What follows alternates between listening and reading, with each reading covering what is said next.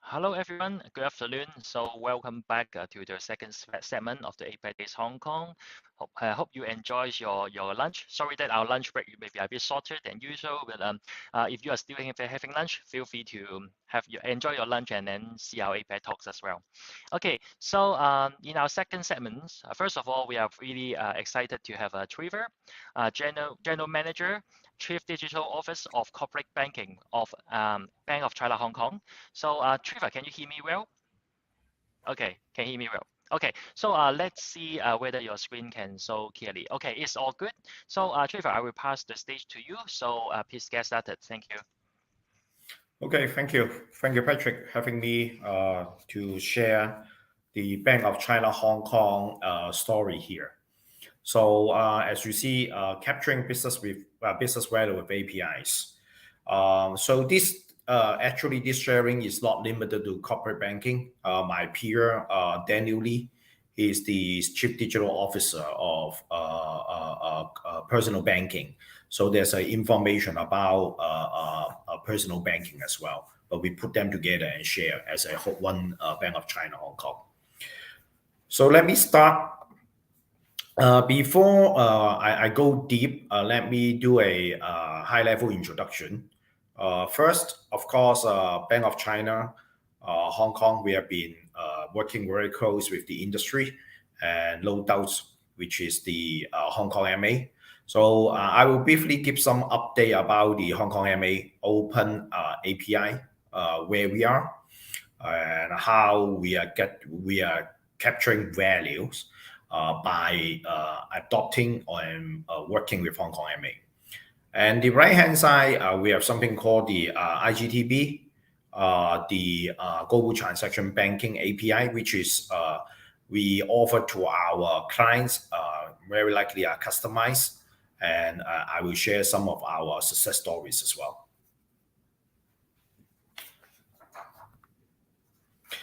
So with the open API, so the service target, let me briefly revisit with everyone. Any third-party organization, not necessarily BOC Hong Kong clients, so can be a TSP, can be a ERP or accounting systems. So the scope is information, application, basic customer account inquiry. So for the BOC, our IGTB, Intelligent Global Transaction Banking API, we target to work with corporate clients. And you will see later, we have a very diversified, very strong portfolio, including information, financial, inquiry, trade finance, treasury, and financial transaction. And we are growing. We are growing our API portfolio because we have new products coming out. And for example, in corporate banking, I work with general managers of transaction banking, custody and trustee, and the global markets general managers as well. So we have been digitizing, coming out more APIs to offer better client experience. So let's go a bit deeper on the BOC Hong Kong Open API roadmap and progress. We have over 100 APIs, and which is one of the leading position, one leading bank in the market. And you can see on the timeline, January 19th, launch phase 1. So now we have 76 of them. Phase 2, October 2019, 25, and then phase 4. We are moving pretty fast. As I understand in the industry, we are not just app to app. We already productize web to app as well. And finally, will be the early this year, the phase 3, account information inquiry. There are 4 APIs.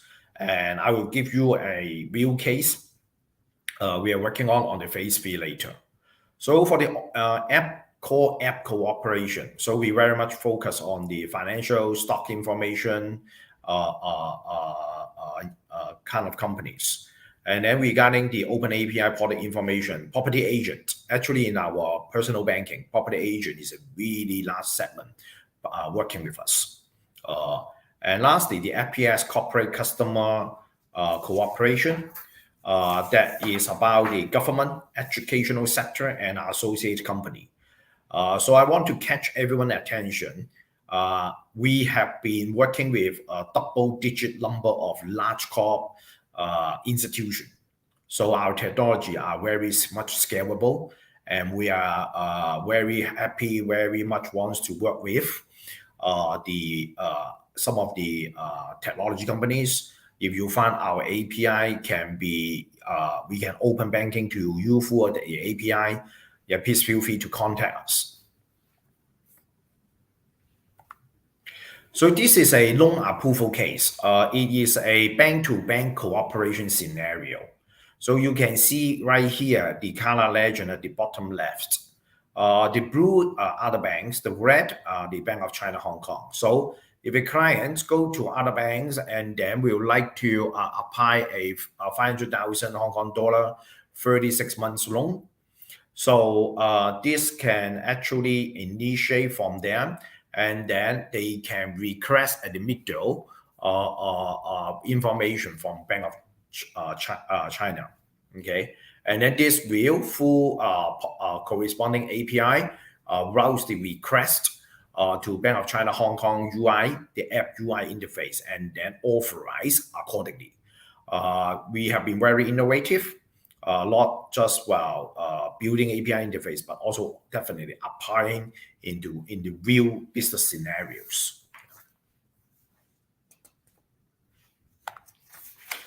So next, Hong Kong has been, with Hong Kong MA, we have been leading, very active in Open API and also our IGTB API. And the industries are aware that the interbank account data sharing initiative are coming.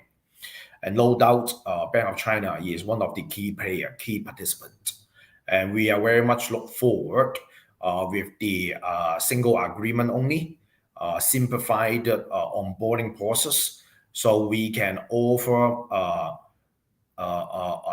just-in-time lending or trade services, financial services to our clients. So we have been working on it, and we believe we will be one of the frontier bank to be interconnect and working. Let's switch the topic. Just now we talked about open. Now we would like to share more about the IGTB APIs, which is offering to our clients. We are offering 169 APIs, and you can see on the left-hand side, information management, payment services, foreign exchange, collection services, trade finance. And I'm not sure how you know about this API, but as you can see on the trade finance, like say LC supply chain, we are pretty competitive in terms of the implementation, the offering and customization, if necessary, with some of the big suppliers or ERP companies. And definitely, we will go regionalization, and it's all up to the product due diligence in the particular countries. Hong Kong, we are doing a lot and slowly working with the regional offices to roll out the products. And let's look into the IGTB, the API consumption scenarios. So third-party service provider in education ecosystem. So we are pretty successful. We are running an education ecosystem, partnering and offering a platform to many schools, primary, secondary, and all this. So we offer these collection services to these schools. And next is the university APIs collection scheme. Through the APIs, the QR, the tuition. So this is through our API as well. And we can also initiate refund transactions. Merchant and trusted collection service. This merchant or e-commerce, app-to-app collection. I remember some time ago I talked to Patrick.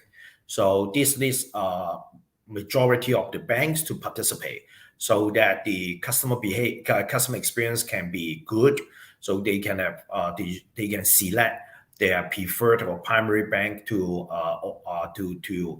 offer this app-to-app collection. So Bank of China, we are definitely in. And finally, the payment and collection solutions, the SDDA, DDI feature, all this is able to offer online through API as well. Again, if you have any great ideas, if you think Bank of China can work with you on some of the APIs which we may not cover here yet, please feel free to contact us. We are very willing to listen and partner with you, so we can offer great digital banking services to the society. And this will be my last slide to kind of wrap up what is the big picture in our digital transformation, in part of our digital transformation. As you can see on the title, open banking, so we talk a lot, and open data, which we are in Hong Kong, we have this CDI initiative, and we are working very closely on the CCRA, Commercial Credit Reference Agency, so that we will have the API pool through the CDI. Yeah. And the open banking, I just now mentioned about open and IGTB API. And also on the open banking, open data, like the BOC bill. So if you go to the supermarket, or you go to the shops or the wet market, now actually we are pretty high percentage of market share of the BOC bill as the POS machine. So we have been very creative that 2 months ago, we offered this POS data-based lending model. We would like to help the SME to get their financing whenever is needed, and we are ready to offer with this open banking and open data. So ultimately, it's a digital financing. And at the right-hand side, accounting and ERP service.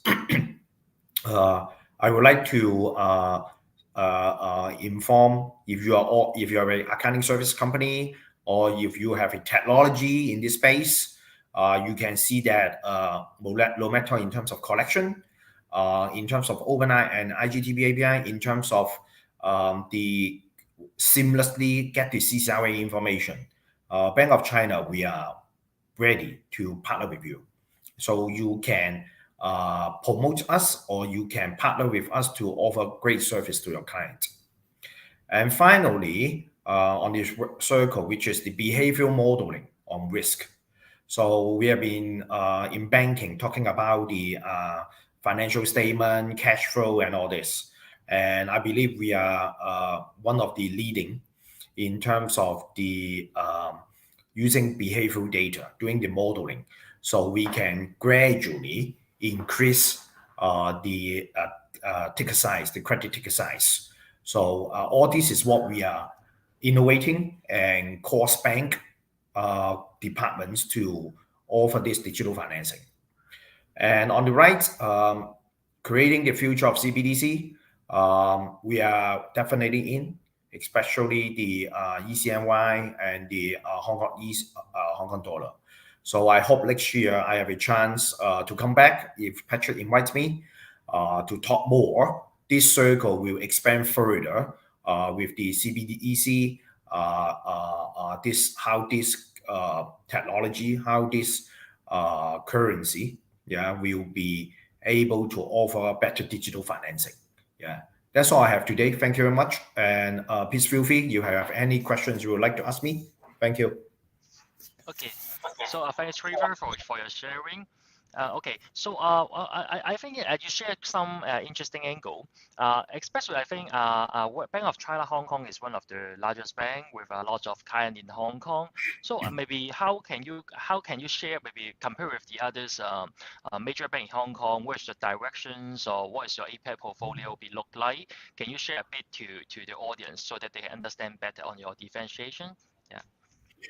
Yeah, I think in terms of scalability, just now we mentioned like the university, education, transportation, all these the scalability and resilience are very critical. So we very much have high percentage of market share in Hong Kong in those segments. And of course, we are very happy. We are very much wants to work with the technology software companies so they can enjoy our mature systems and product portfolio. And also, other than payment and collection, in terms of trade, we have some projects going on, and kind of the supply chain financing with a big buyer. So these are the spaces we are, I would say, leading. Yeah, Patrick.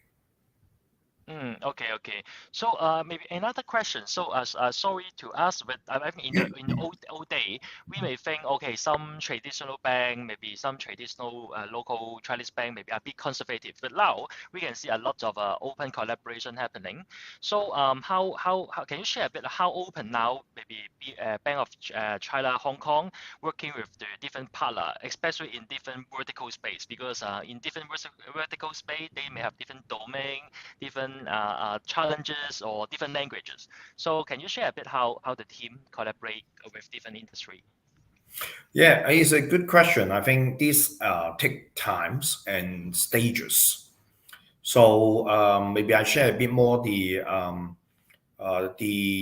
Bank of China Hong Kong, the transformation start from technology, which many other banks, insurance company do.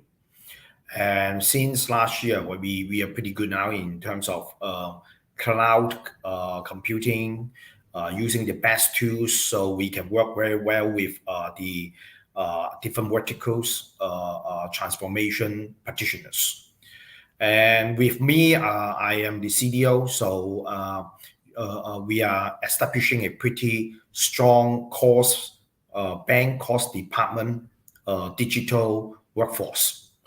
So if you, let's say now, if there's a company come to us, so feel free to contact me, Fu in, or well, actually Fu Patrick, we know each other well. So I will be able to establish a team which comprise of UI UX journey design expert, so understand your customer journey leads, and we can also have data analyst experts and also our product experts. So we will not just talking about, oh, okay, we give you an API. We are actually very much interested to understand your business, your operating model. How can our open banking, or how can be the open data, so that we can come together, we can deliver 1 + 1 more than 2, this kind of winning formula. Yeah, Patrick. Okay, so from if I am correct, I understand correctly. So it's talking about your team is now not only provide the API as a tool, but actually provide the end-to-end support together with the partner. If the context can benefit the bank, of course, so that you Yes. will provide end-to-end support to them. So okay, so if or any of your of the audience here, if you are interested, feel free to reach Trevor out. So I think actually I worked with Trevor previously, and he is very open-minded. So feel free to reach him out. And another question that we have to chit-chat a bit previously is talk about the SME economics. So we all understand that in this 1 or 2 years, there's quite challenge to different SME due to different kind of scenario, etc. So we also know that BOC also have a lot of SME kind.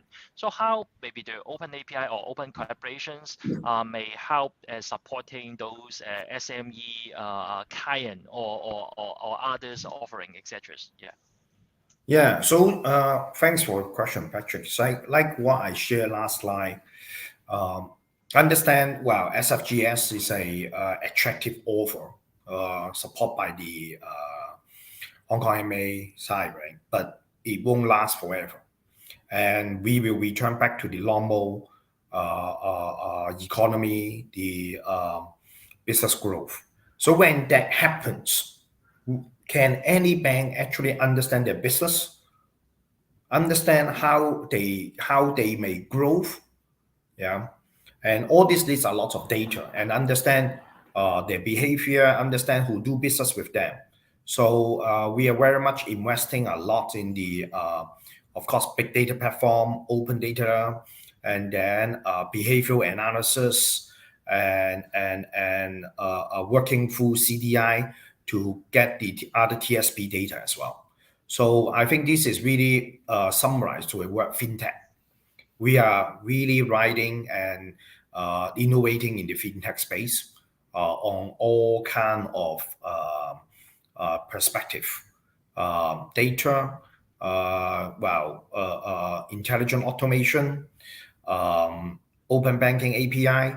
All these are being applied now, and we very much ready if there's a significant change in the economy and the lending demand, borrowing demand has increased a lot. We are ready to work closely with the SMEs. Okay, so thanks again, Trevor. So I want to mention that Trevor has provided a very solid support to Apidays and the API committee. This is also the third year he's supporting us. So we appreciate for his time, especially during the lunch hours. So I think the Q&A section from me is almost done. So thanks again, Trevor, for your support. So see you soon. Okay, thank you. Thank you. Thanks for Thank your you, time. everyone. Bye. Thanks, Trevor. Bye-bye.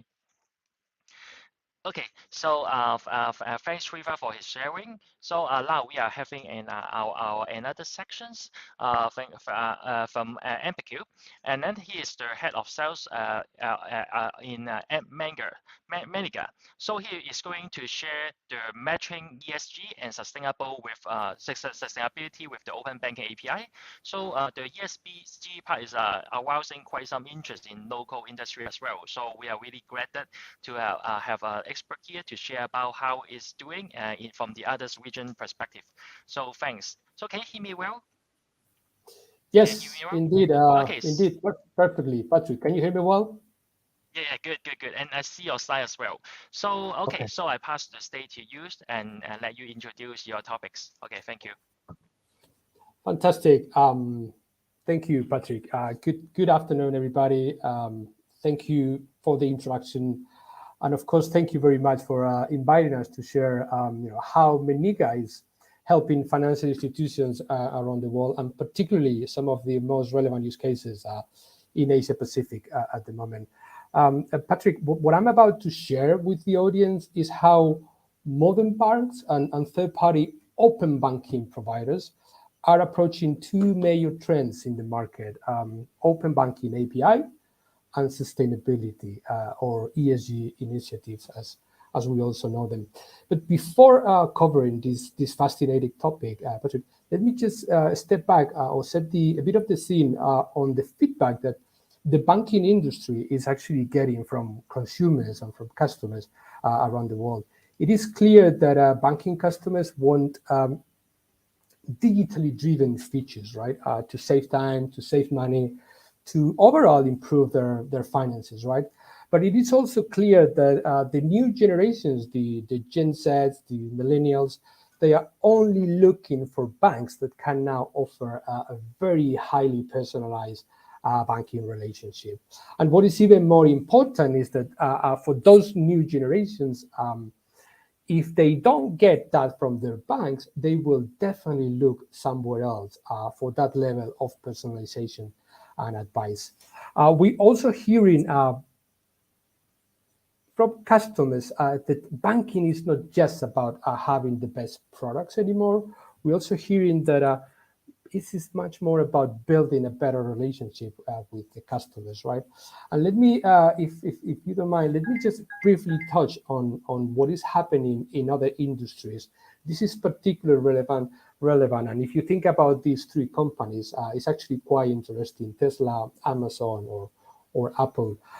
Patrick, just do you know what these three companies have in common? Can you share something that you consider as a commonality from these three companies?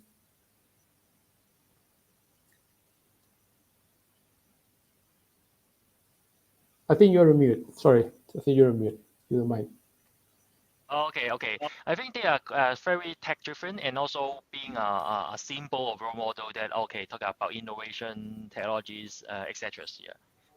Okay, which is true, which is very true. But let me also share with you that these three companies actually didn't invent some of the products that made them very, very successful.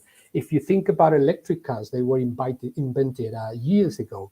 If you think about Nokia and BlackBerry, they sold millions of phones before Apple released actually its first iPhone. Or even Amazon, they didn't invent a single product when they were when they first launched, right? They sold other people's product.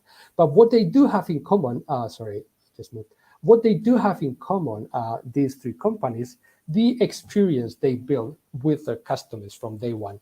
And I'll give you two examples. Amazon allows you to do a one-click product return with no questions asked, without questions asked. Tesla is allowing customers to cancel the order at no cost until the day before of the production line begins. And what can I say about Apple's experience as customers? They don't have customers, they just have fans, right? And let's not underestimate what they've done fantastically well, what this experience have done fantastically well. They've achieved a level of customer experience that is very, very supreme. And to achieve that, what they've done is they've created very special customer journeys through personalization. And they connect, and this is a very important word, connect with their customers in very relevant ways, depending on who they are and what they care about. And this is where the opportunity resides.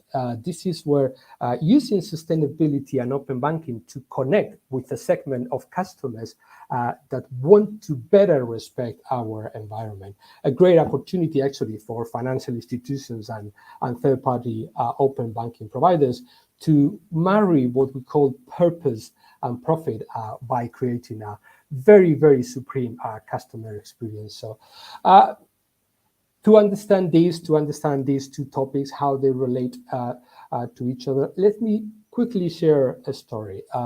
Meet Laura, a young professional from Hong Kong in her mid-30s. Laura considers herself pretty much a cashless person. She spends all her money using debit, credit cards, and a range of payment super apps that she uses for transportation, food delivery, groceries, etc. But Laura and her friends, by the way, they also part of this new generation that is concerned about climate change, right? And how we are treating our planet.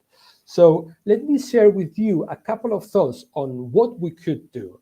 Since we now have access to the entire spending history of Laura, thanks to open banking APIs, and since we now have access see, we now know that Laura actually is becoming more and more environmentally aware. Let me ask you, wouldn't it be nice to provide Laura with an estimate of her carbon footprint, automatically calculated based on her transaction history? Or wouldn't it be nice actually for Laura to self-explore her overall carbon footprint by categories so she can get an idea, a good idea, of how green her spending habits are, or how green the spending habits are not. So let me introduce you to Meniga Carbon Insight. This is our digital footprint advisor for people like Laura. Our approach to help customers to become more sustainable and more environmentally friendly. And we do it presenting the information inside the actual mobile banking app. Most of us, though, don't really understand what a carbon footprint number is. For example, Patrick, if I tell you 800 kilograms of CO2 emissions, that's often not something that everybody understands. So instead of just displaying a very confusing number or a meaningful number, what we do is we create simple, personalized messages for customers to understand their emissions and how they relate to the things that we know. And let me give you a couple of examples. If I told you that it takes 40 trees 1 full year to absorb 800 kilograms of CO2 emissions, or even if I told you that 800 kilograms of CO2 emissions is the equivalent to a 3-hour flight between Singapore and Hong Kong, that is definitely something you can relate to. Now it's not only the 800 number, is the equivalent to a 3-hour flight that it typically generates quite a lot of carbon footprint or CO2 emissions. Or even if I told you that your monthly carbon footprint is actually 2% higher than the national average, which, by the way, happens to be 700 kilograms of CO2 emissions. So with this approach, we're actually helping customers like Laura to understand in very simple terms what the sustainability outcomes of their spending actions are. Very, very important. And not only we can help educating the Lauras in her overall sustainability journey, but we can also engage with her by providing very personalized tips based on spending habits. And those tips actually will help Laura to become more sustainable.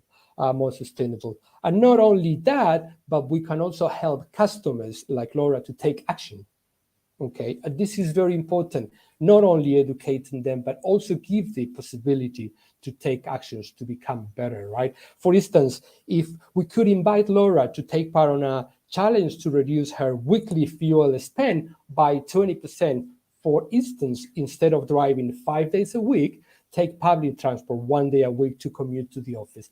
Very simple, but very, very powerful challenge. Or even challenge Laura to reduce her weekly fast food spending by 10%. For instance, suggesting to eat at a restaurant that sells locally produced food instead of a fast food chains like Burger King, just to name one. And of course, since we know now that Laura cares about sustainability, we can also offer her a range of new products. And this is very, very, very important, Patrick, because this is where sustainability meets profitability for financial institutions. For instance, we can offer a green credit card with higher cashback rewards for your sustainable purchases that will likely be very appealing to a person like Laura. Or a green home renovation loan to turn Laura's apartment into a sustainable home, buying energy efficiency appliances, or improve insulations, or improve natural lighting, right? Or even let's think about investment. Let's think about those customers that actually have a lot of money and are willing to invest. We can offer Laura an investment product to put her savings into a green fund that only invests in sustainability compass. So really, really, really a whole new wall of possibilities here, Patrick. If you remember Laura and her friends, they are in the mid-30s, part of a very well-paid middle class that is increasingly conscious about climate change, right?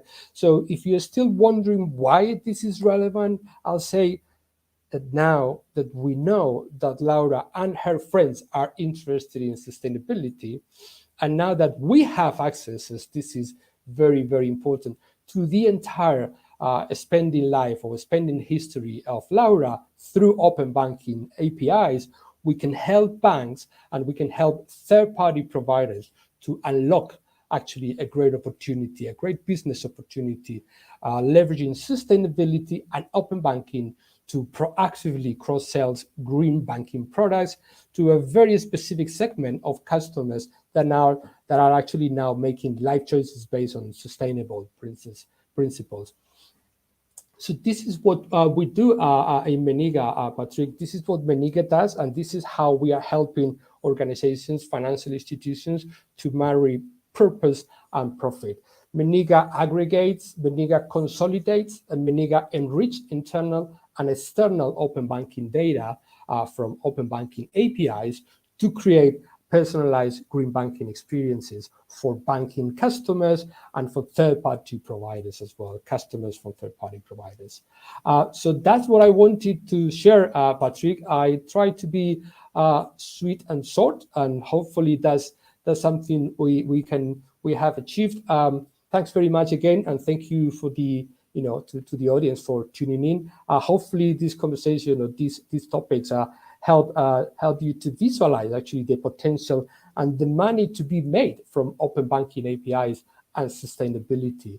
Obviously, please reach out to us if you want Meniga to help you in this journey. And Patrick, since we have some time, maybe this is a good moment to address any questions or the audience that have been posted in the audience in the chat.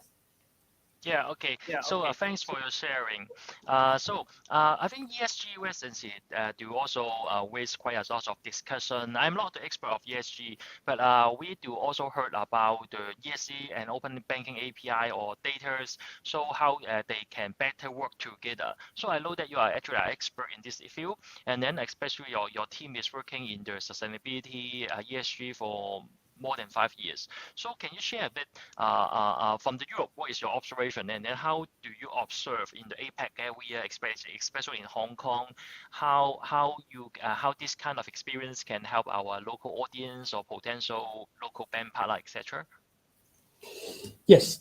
So one of the biggest, differences is Europe, between Europe and Asia Pac. Europe has been way ahead of Asia or Asia Pacific in open banking, right? So we have, as you said, for the last really more than 5 years, we've already been working with a lot of open banking providers in Europe, as well as banks, to help them actually implementing open banking initiatives, right? What happens is 3 years ago, sustainability became again a huge topic, and a lot of banks in Europe wanted to bring that into their kind of product offering, right? So we've been working in Europe for almost 5 years in combining these two big trends. And what is happening now in APAC, the difference why now is relevant is open banking is becoming a reality in Asia Pacific countries, right? The pace of open banking adoption is definitely different depending on the country you are talking to. Hong Kong versus Singapore versus Australia versus Malaysia, right? Some of them have more regulations, some of them are still trying to come up with the greatest, with the best regulations. But the regulation is coming, the regulation is there. And what we're seeing is a lot of financial institutions and a lot of third-party providers have realized there is actually money to be made from open banking.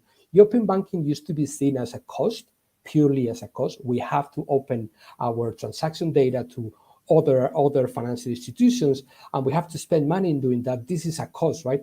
But now you actually can see that there is money to be made. So a lot of banks and a lot of third-party providers are interested, in adopting this type of initiatives. And of course, because governments are also demanding a lot of green initiatives, green finance initiatives to banks, this is where both are actually meeting, right? The sustainability, the purpose, and the profit is a reality, is here to stay, and is already happening in different countries by different financial institutions. Okay. So one question is that recently I also have a chance to talk to a startup. They are actually doing some environmental prediction so that they can predict something for the banks, for the loan, and also under the ESG criteria, etc. And then I can see that quite some gap during the discussion. Okay, the staff think they're ready, the bank think is not ready, and then So can you share about more experience from that, and especially from this kind of open banking opportunity? Do you think it's more interest from the bank side or from the third party side? Yeah. I don't think it's a small interest anymore. I think it was at the beginning because nobody wants to spend money if they don't see the return. So the open banking regulation initially, as I mentioned before, was very much seen as, okay, now I have to put an effort as a bank in opening my transaction data and to share that transaction data with other financial institutions so they can leverage, right? But a lot of banks actually realize that they can do the same, right? They can bring data from other financial institutions. And if they combine that with what they know about their customers, which is, for instance, they care about sustainability, they actually can make very relevant offers to their customers. Green banking is a big thing right now.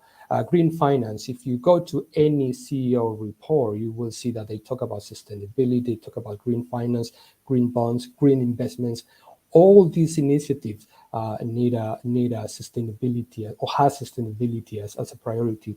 So by leveraging open banking with sustainability, they can actually make quite a lot of money. There is money to be made for sure for banks. So it's very, very, very much what we've seen, and I think, as I said, it's not a cost anymore, it's revenue what is driving this interest, potential revenue for banks and for third-party providers. Patrick, maybe I should touch on that. Third-party providers, they also have a lot of data, right? They are accessing to the data from different banks, right? They have this data, and they've pretty much done a very good job in moving data from A to B, but they have not actually leveraged the powerful of that data, right? How powerful that data is. So why not them as a third-party providers? Why not they also can look at that data? Why don't they can look at the sustainability information that they have and say, okay, if this data is from Patrick and Patrick cares about sustainability, maybe I should offer Patrick a green credit card instead of just not doing anything, right? So there is value for banks. There is value also for third-party providers in approaching these type of solutions like Meniga's. Okay, so maybe another question that I feel that's also my experience working with the bank in the open banking initiative as well. So I think they're talking about the open banking, especially related to ESG. It may be quite early stage. As you can see, if they can understand how they can start the first step, then it may be having a challenge to them. So can you share a bit when you start doing this in back to Europe, your partner, the bank, etc.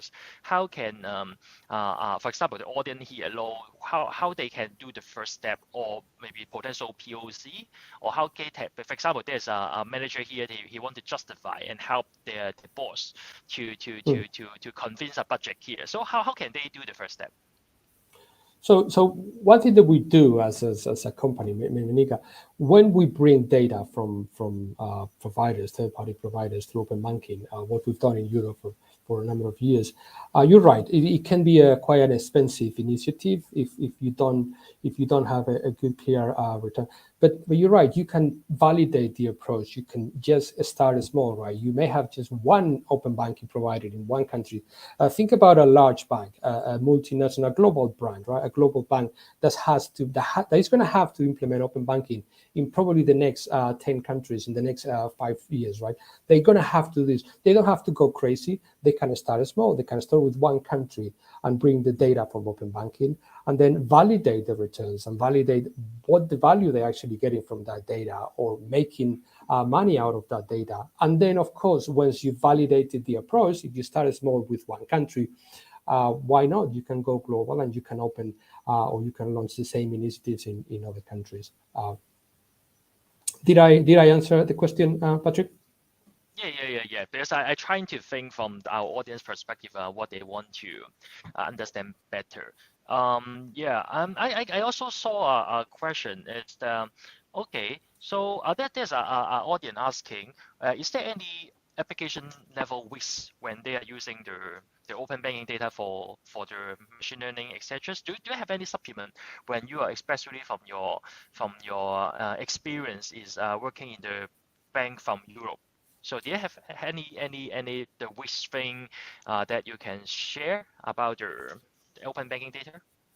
Yeah, so what happens is with open banking data, one of the issues or challenges a lot of organizations face is that open banking can be very different, right? Depending on where it comes from, who is giving it to you, in what format. So one of the values that actually Meniga brings is we're not only able to take that data and leverage on that data, we can actually also normalize the data. So one of the things that you will see where Meniga is actually helping banks is that we use not only the open banking data, but we also create a normalized layer of the data. So in a way, we put all the data from different sources into a normalized format that the bank can actually, or the third party provider that the bank actually can use in a very easy way.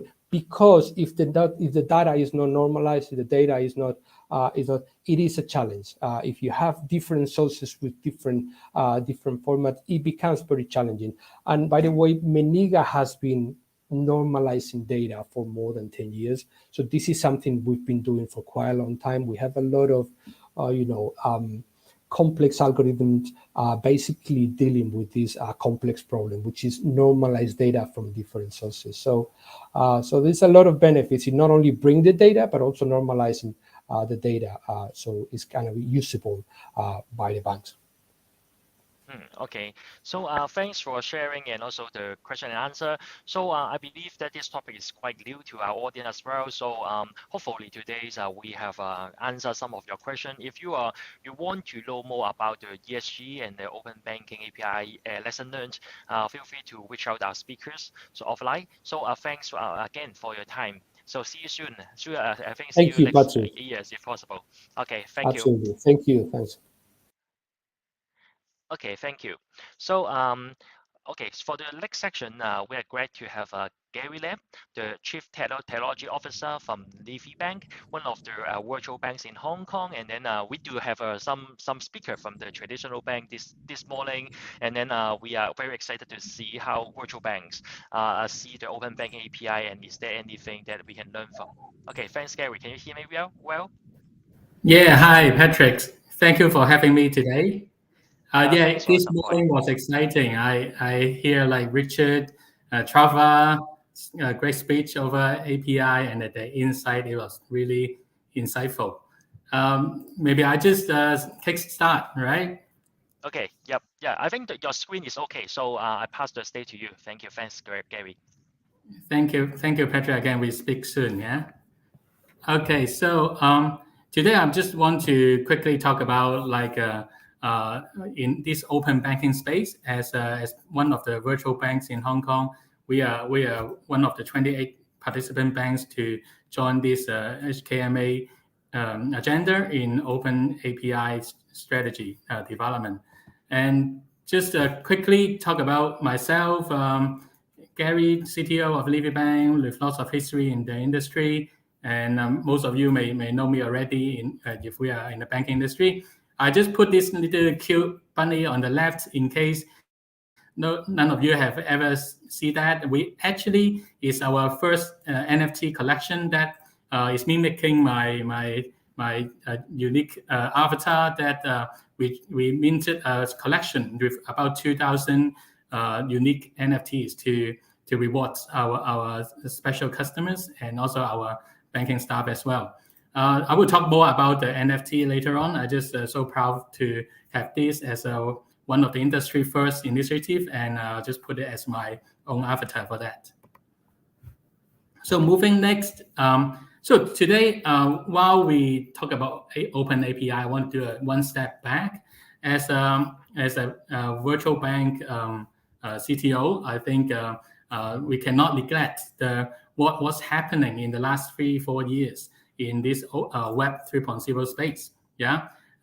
As of now, the most common domains we can group into these 7 categories in terms of usage and their applications, like smart contracts, decentralized finance, X to earn, play to earn, do something to earn, metaverse, DAO, decentralized community, the cryptocurrency for sure. And we have in a long history, especially in Hong Kong, we did a lot of blockchain initiative already, especially from the wholesale trade finance kind of markets. So what next with this Web 3.0 initiative?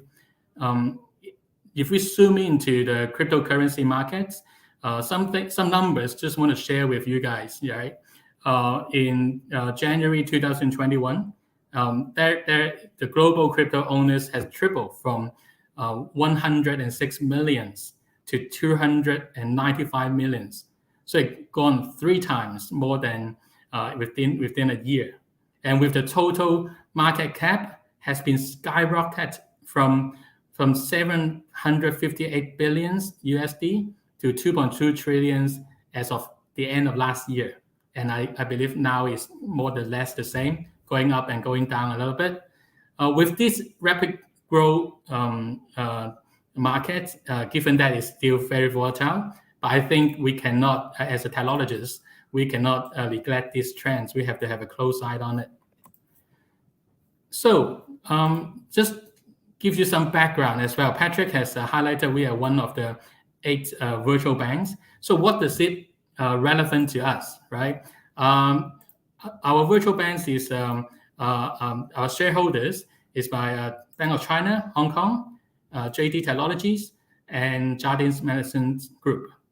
With a network in this background, you can already imagine we have a strong banking background and an e-commerce kind of technology boost, as well as a strong ecosystem partnership opportunity in Hong Kong market and Asia Pacific region.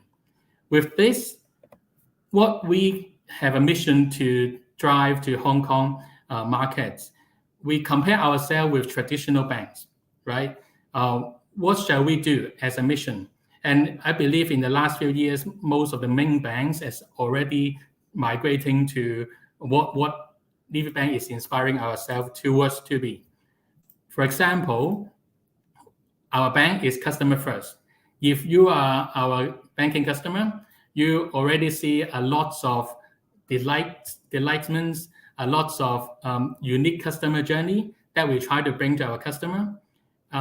As of last year, we did one of the industry first bank offer buy now pay later solution to the markets, and it was well known and very popular last year, and that actually create a new industry trends alongside with all our virtual banks peers to educate the customer instead of a credit card heavy industry in Hong Kong, slowly to walk towards to a debit cards industry or payment industry in Hong Kong. And I can see that momentum is keep shifting from credit card to that. In terms of product play, we're more looking into platform play. As of now, we have around 40 plus ecosystem partners. How we trying to create a community and let everyone come in and enjoy their everyday spending to raise their lifestyles and make everything easier for them, not only banking services. And we're trying to push towards that into extreme on the platform play. About innovation, I think we didn't talk about innovation too much, but we have innovation everywhere, I would say, around the entire organization.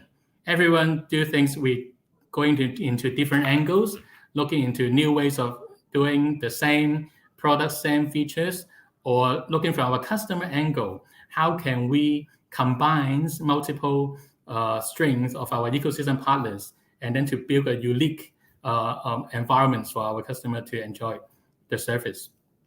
Modern technologies, I think in virtual banks, you kind of expect it. We not only have the opportunity and the luxury to start a bank from 0 to 1, but we also trying to lead the industry into looking at a lot more new technologies that can blend into fintech or banking industry. And last, and it's most important, I would say, as an agile advocate over 15 years in Hong Kong now, you guys may see a lot of big transformation program happening within my career. And in Livy Bank, we are born with agile, and we're trying to go to the next phase of what we can do beyond agile by looking into customer, deliver the customer value first, look into multi-iterations, speed to market, and I will talk a little bit more how we go beyond that. In Livy, our agile methodology, we call Livy F1. So based on the name, you can already imagine what is F1, Formula One for sure. We are inspired by the speed, by the accuracy of the Formula One team, by the dedication of the team to deliver their missions, and also by the way they do, by the way they communicate with each other. Can you imagine in the pit stop, average 2 to 3 seconds to complete their mission? Will they have the traditional banking world where you got a long PPT, PowerPoints to do presentation, get approval, go into multiple cycles? No, they have to win the competition. They have to do it as accurate as that 2 to 3 seconds time. And each of the members, they need to trust each other. Everyone have their own post, and everyone is going beyond their home post. we have a example when we are launching this internally in our team. We show videos about in one of the pit stop when an engineer trying to exchange the wheels, and in that incident, actually the is a tragedy. The Formula One car actually crashed to one of the engineer and break their legs. And within those 2 to 3 seconds, there a second engineer jump in, pull him out, and change the wheels and let the car move on. So we're trying to inspire by this kind of dedication within the common goal, common mission to deliver what we call customer delight to our customers. And in the same time, we not only inspired by the speed and dedication, we also want to, as a what we call management team, you can see the management committee, we try to put ourselves behind the wheels, try to support the team, give them full empowerment. They have full autonomy. They sit above us. They are the mini CEO team with different business line, pay later group, flexi loan groups, and other like marketing team and different groups. They have their own Formula One teams that they will have a full autonomy to make their own decisions. And with our committee, we are just helping them to resolve all the blockers, what can we support them, and what kind of expertise we can pull in terms of support function to make them work as quick as it gets. So that is a quick highlights of a Levy F1 model. And so happened that I can see one of the biggest organization, Tesla, in 2 months ago, they also talk about similar model, which also reassure that our model can be one of the successful model to drive virtual banks forward. So let's zoom in back to the NFT program. We did that. We are industry first to create what we call regulatory friendly NFT. Our NFT is non-transferable, non-tradable. What that means is we're trying to leverage the same technology that in the Web 3.0 world, that not only have the uniqueness and the ownership reinforcement, but we also take this opportunity to remove the trading risk to protect our customer assets. By doing so, we found another kind of benefits to our customer is that to appreciate more on the artwork, on the collectibles, on how to use these technologies in the what we call utilities kind of areas. I cannot share too much. And for the 2,500 unique NFT owners, they are so lucky. We have a lucky draw in around May time.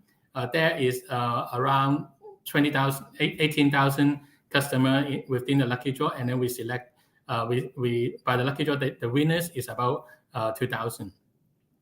And after that program, we believe we create another new tool for our ecosystem partnership to be part of the Web3 world or 2.5 world within our ecosystem and create more rewarding experience to our customers. You can already see some of the collaboration over here. One of our spokesperson, Jay Fong, for this year, you can try to figure out which one it is. And you can see Mr. Mouse and other collaboration we're already working on right now with our NFT collections. We talk about Metaverse. For Metaverse, I think the entire market is still skeptical, but yet we're still trying to invest a little bit kind of focus into this space. What we did is by around May, we create our own Metaverse building in Decentraland. As of now, our main purpose is for increasing our staff engagement during the pandemic situation, where everyone is working from home, and then we can see the numbers is going up in the last 2-3 weeks.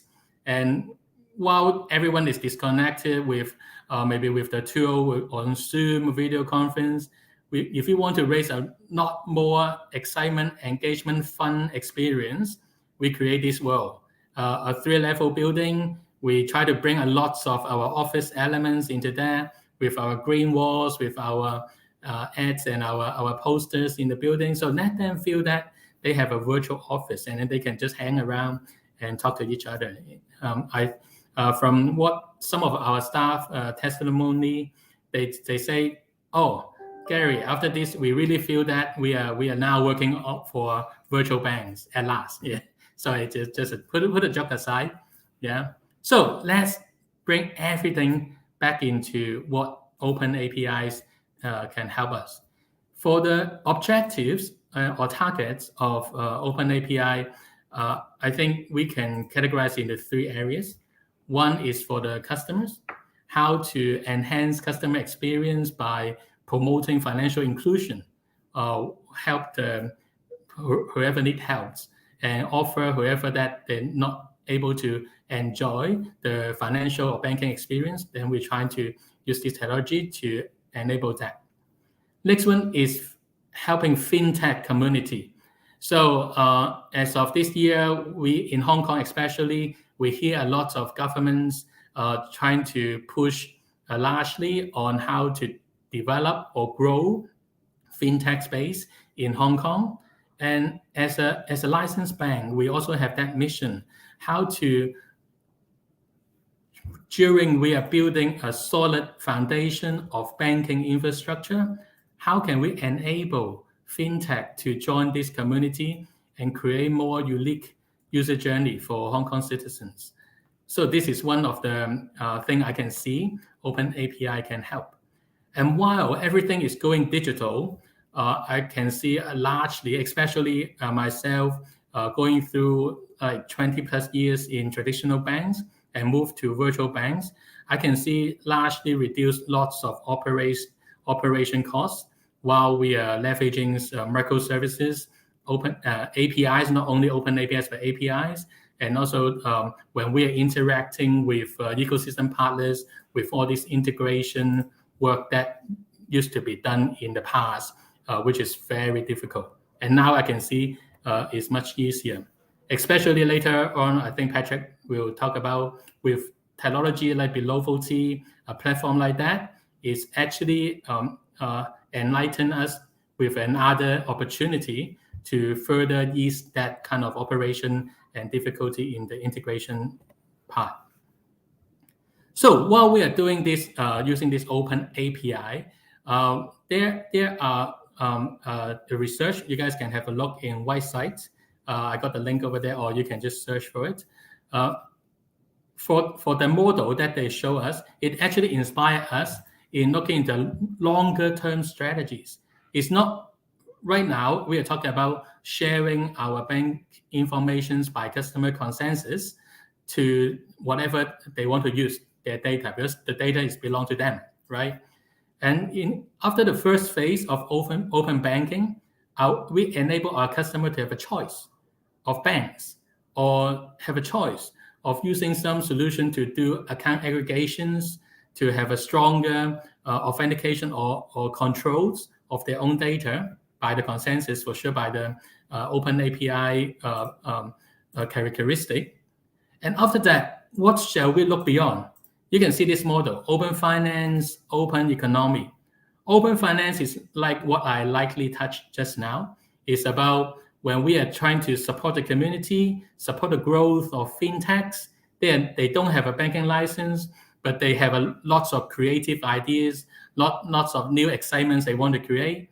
But with that, we already have the mission to build the safest place, most cybersecurity proof, most stable solutions for the community. How can we expand that to a wider fintech opportunities to create more marketplaces, ease their processes with automation, or now it's very hot topic about data sharing with CDI infrastructure, for example, create alternative credit scoring on some of the unique business case, as well as what we call about banking as a service, compliant as a service.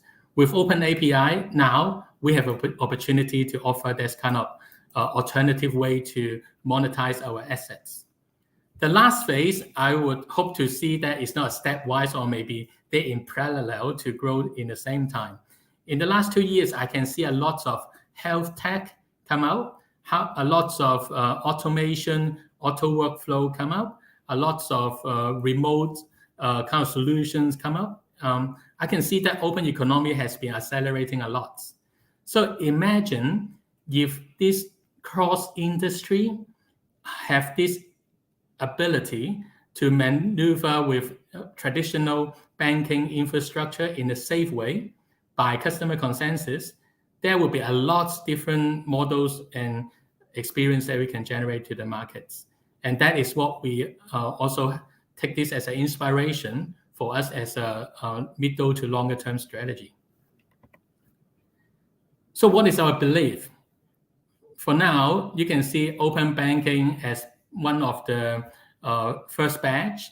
I can say we are almost ready, the 4 phases for the open banking on the left upper corner, with the account information, with the payment informations, APIs, and the CDI network that I'm talking about for wholesale markets.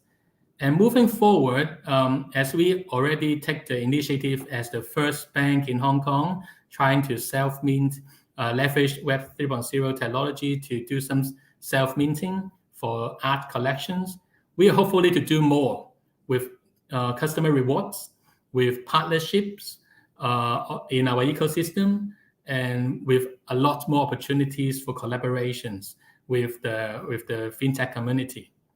And as I say, one of our unique strengths in Leafy Bank is not only we have a solid banking background, like what Trevor said just now, right? Part of the BOC group. We also have another arm of JD.com and Jardine Matheson. And with that, we can easily combine all this into what we call open economy just now, by not only providing banking service, but also blend into food and beverages industry, blend into grocery industry, everyday spending, healthcare, and the list go on. And I can see Leafy Bank has this unique opportunity to tap into this all 3 in the middle term of our development of the organization. With that, maybe I don't need to repeat all the imaginations. I will pass this back to Patrick and Belovoti. Thank you for having me. Okay, thanks, Gary. So your sharing is actually, I would say, your sharing actually answer quite some imagination of people. Okay, how and virtual bank they're expecting, I would say. So maybe I want to ask some more questions about maybe from the virtual bank's perspective. One thing, I am regret that I don't participate the lucky draw of the NFT. I really want that to leave yours. Okay, so hopefully next time I can catch it. Okay, I will let you know. Yeah, thank you. So we talked to a lot of team from traditional bank, and we do also have a representative from insurance like AXA. Data is actually is good. They have a lot of data, but this also be a burden to them. So what's your view? Talking about virtual bank, you have a new way to capture data. It can make it more structural, etc. Do you think that this part is an advantage of a virtual bank? Maybe is this a good opportunity to collaborate with traditional bank or other parties? What do you think about that?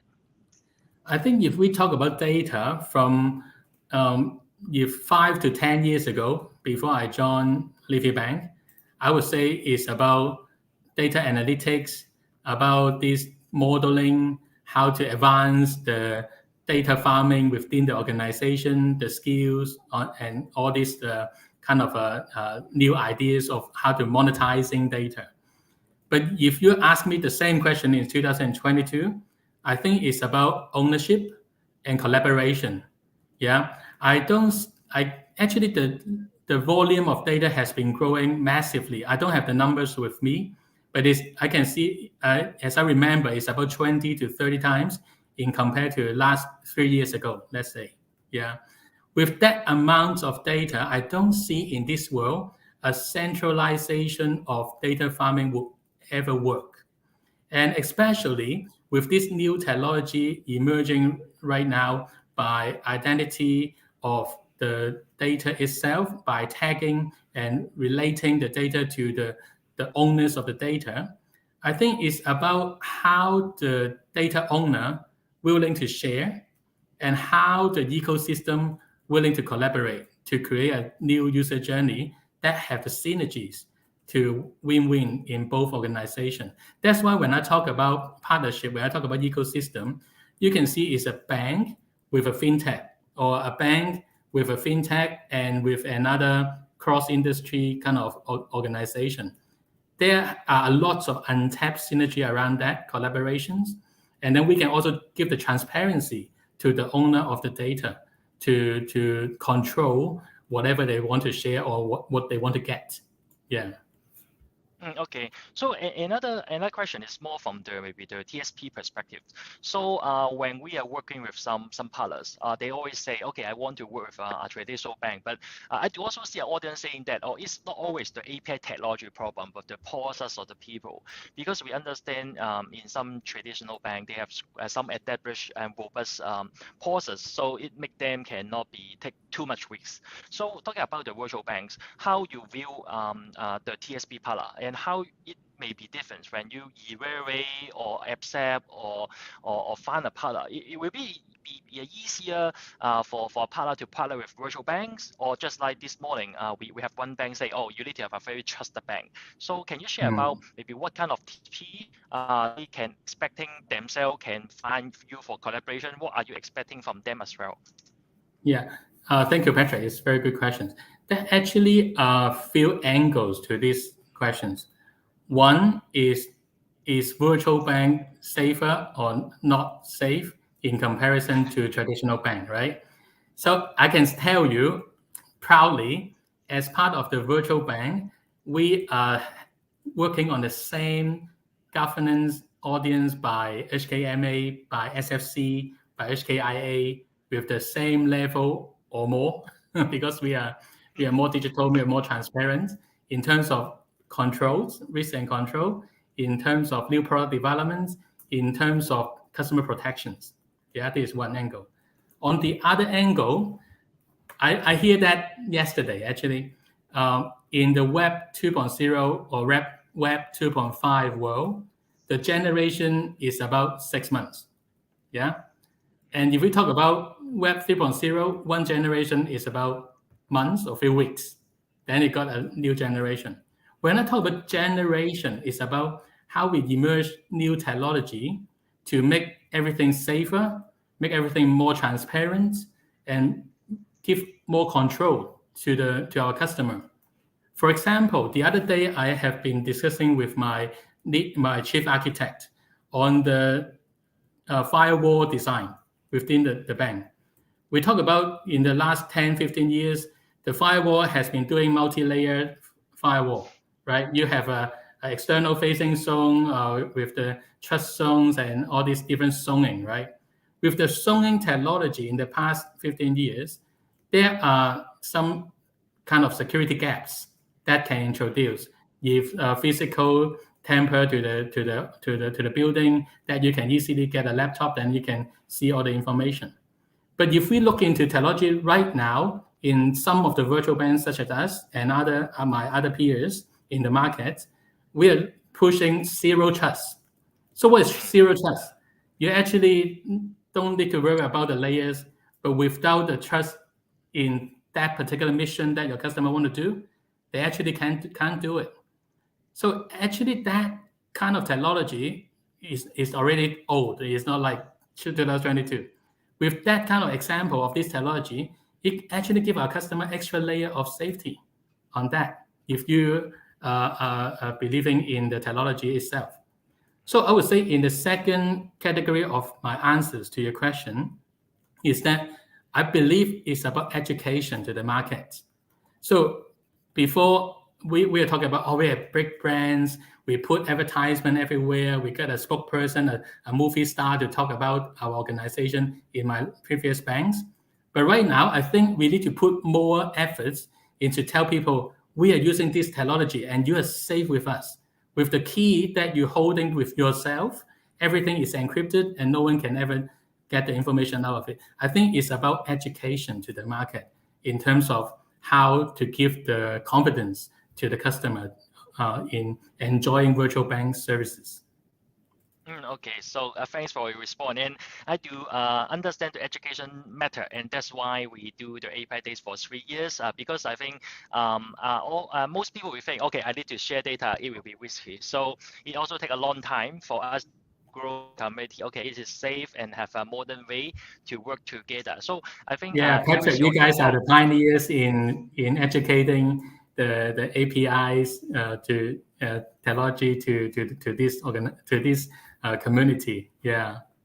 Yeah. So really thanks for your support as well. So I think this is also good that we have a 25 minutes to understand how virtual banks is position themselves, and then instead of just reading the newspaper or some random Facebook post campaigning, etc.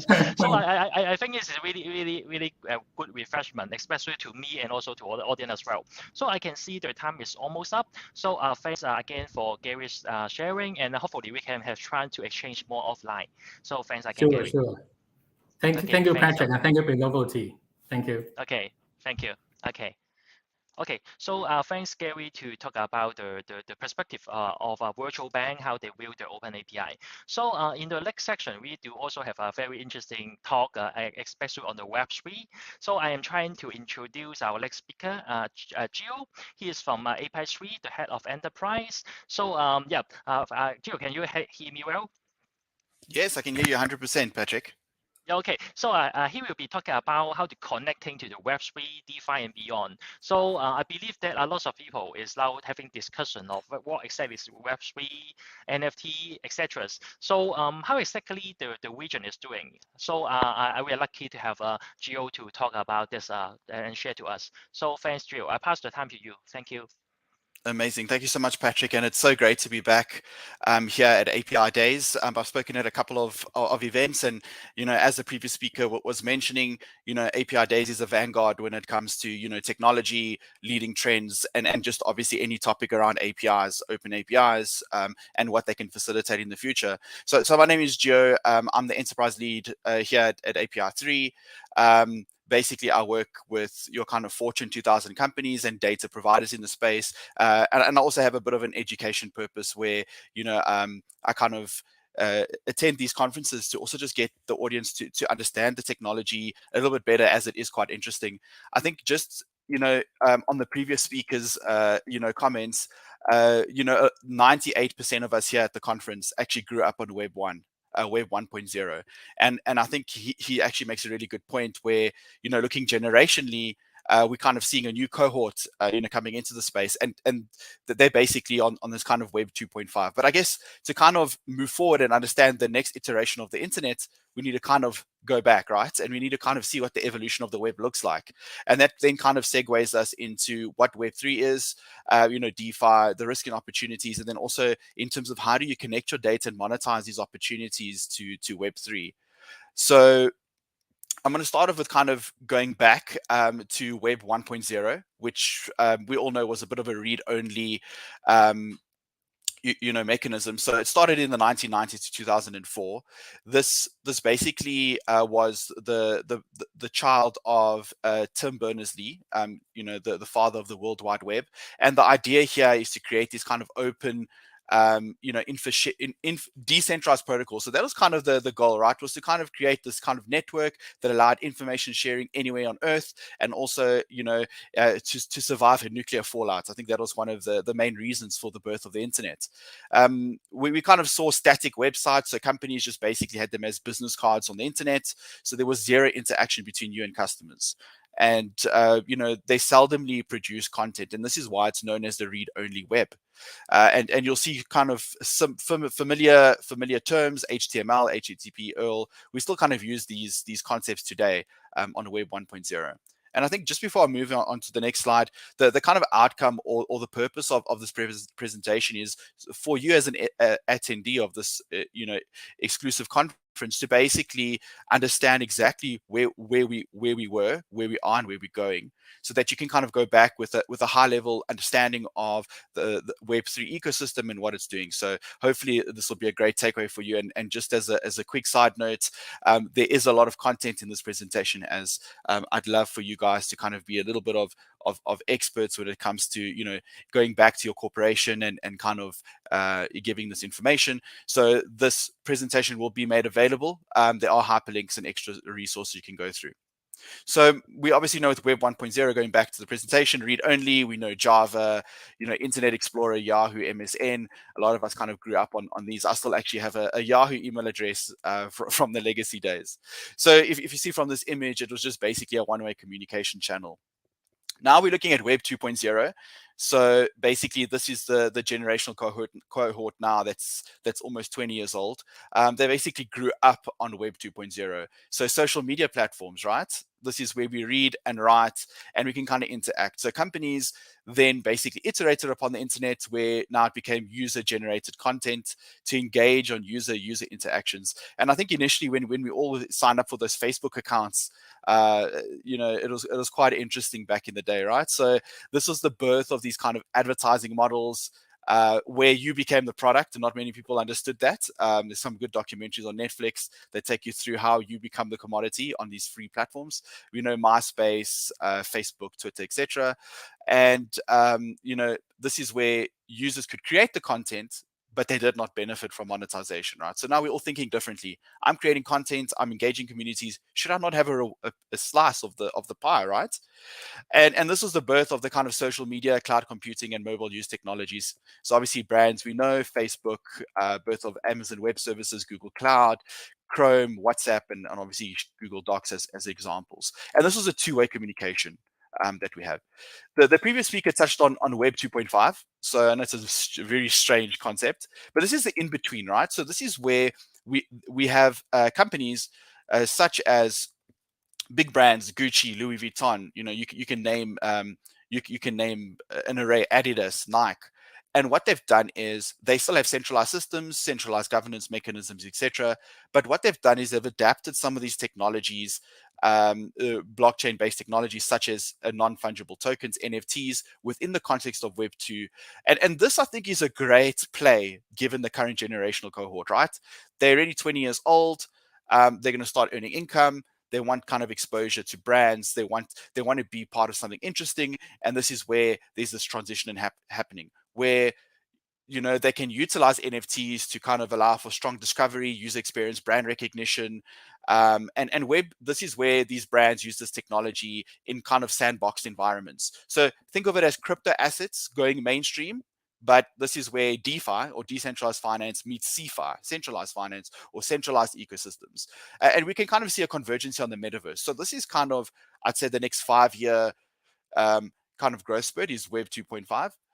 And we obviously know Meta, or Facebook, previously known as Facebook, entering the space, Coca-Cola with all their NFTs, Nike. I think I was reading an article where Nike did over $185 million of NFT sales just this year. Absolutely mind-boggling. But anyways, let's dive into Web 3. So now we've got the context. What is Web 3? So now take extending beyond. This is read, write, and own. So now you actually end up owning what you create, right? So I think obviously Web 3 towards really mainstream adoption is probably 10 years out, right? So now the new generational cohort is kind of engaging with this Web 2.5. We've shown that it works with the NFT boom. And now we're kind of entering into this kind of new phase. So basically, Gavin Wood, one of the co-founders of Ethereum, that is one of the blockchain smart contracting platforms, he kind of coined this term.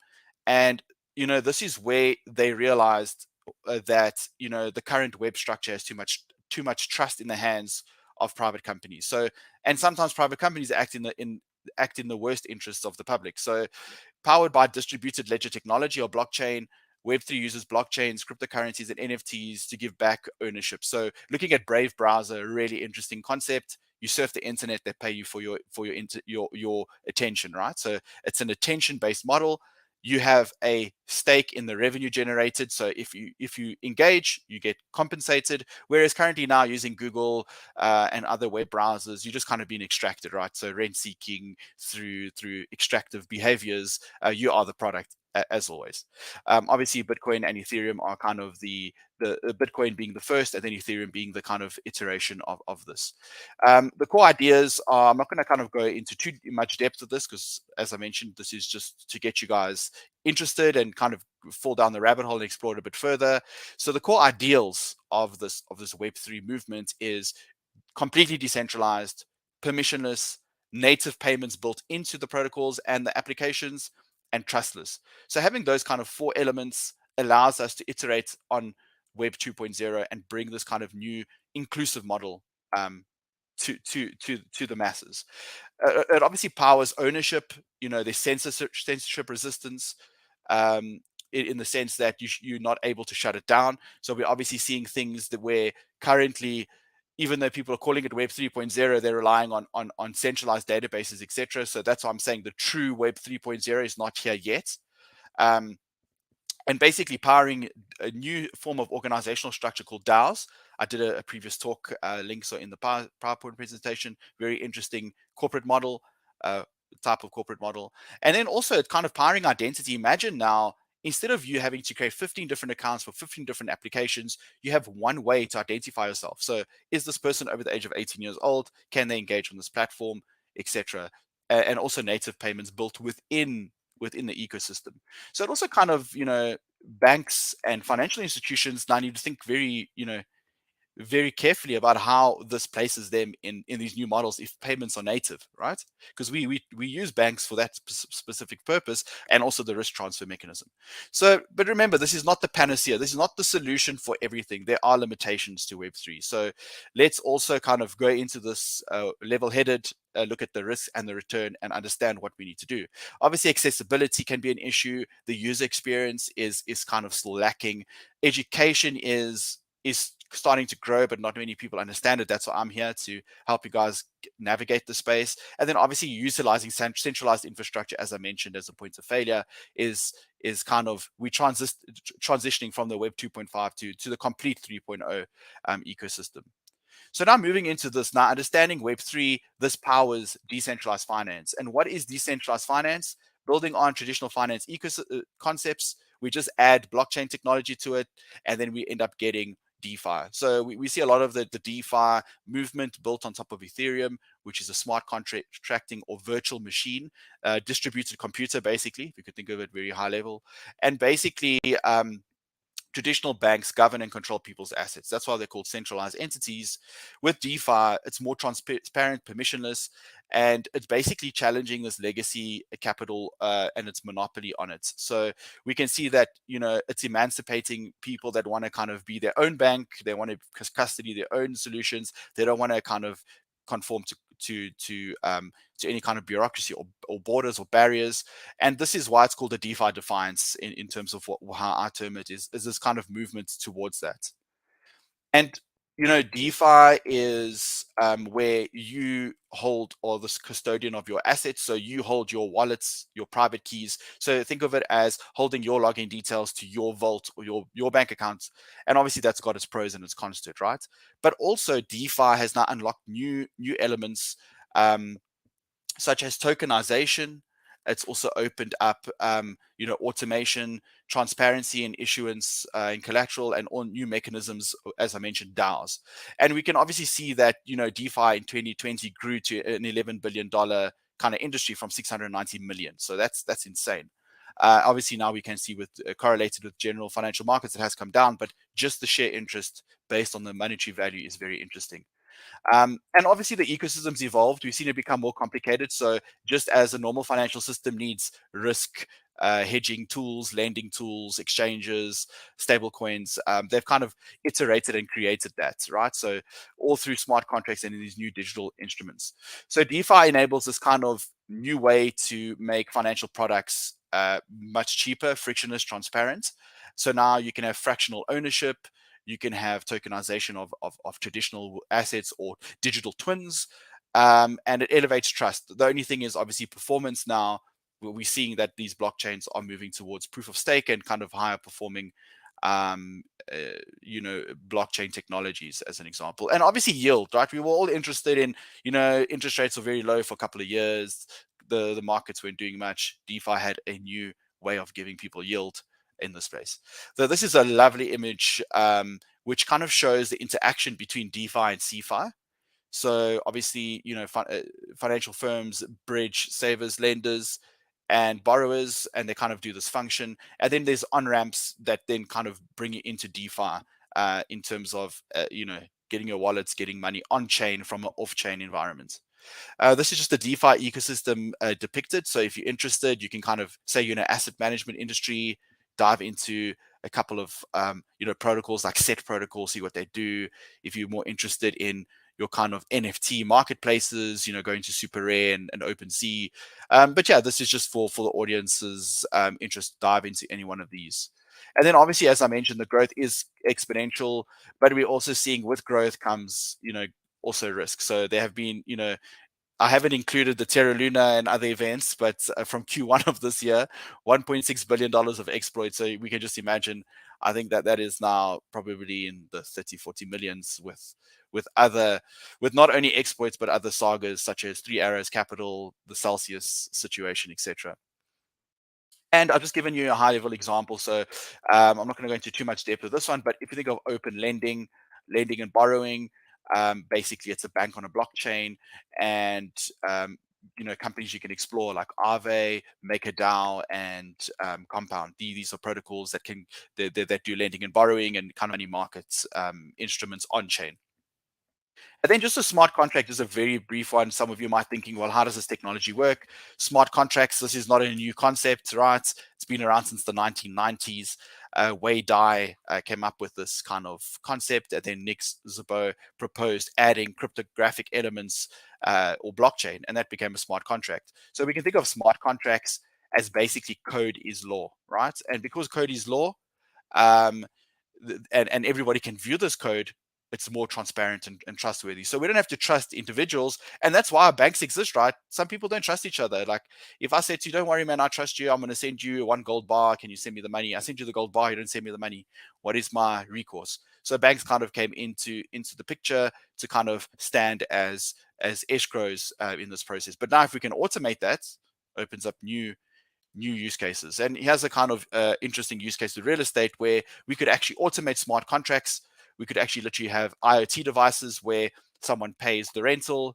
There's a lockbox. The lockbox opens. You get the keys to the property. We can make a smart home. So if the person doesn't pay, they kind of electricity gets switched off, etc. But this can all be powered by smart contracts. Then NFTs. I think everyone doesn't realize we are all NFTs. So we are all unique.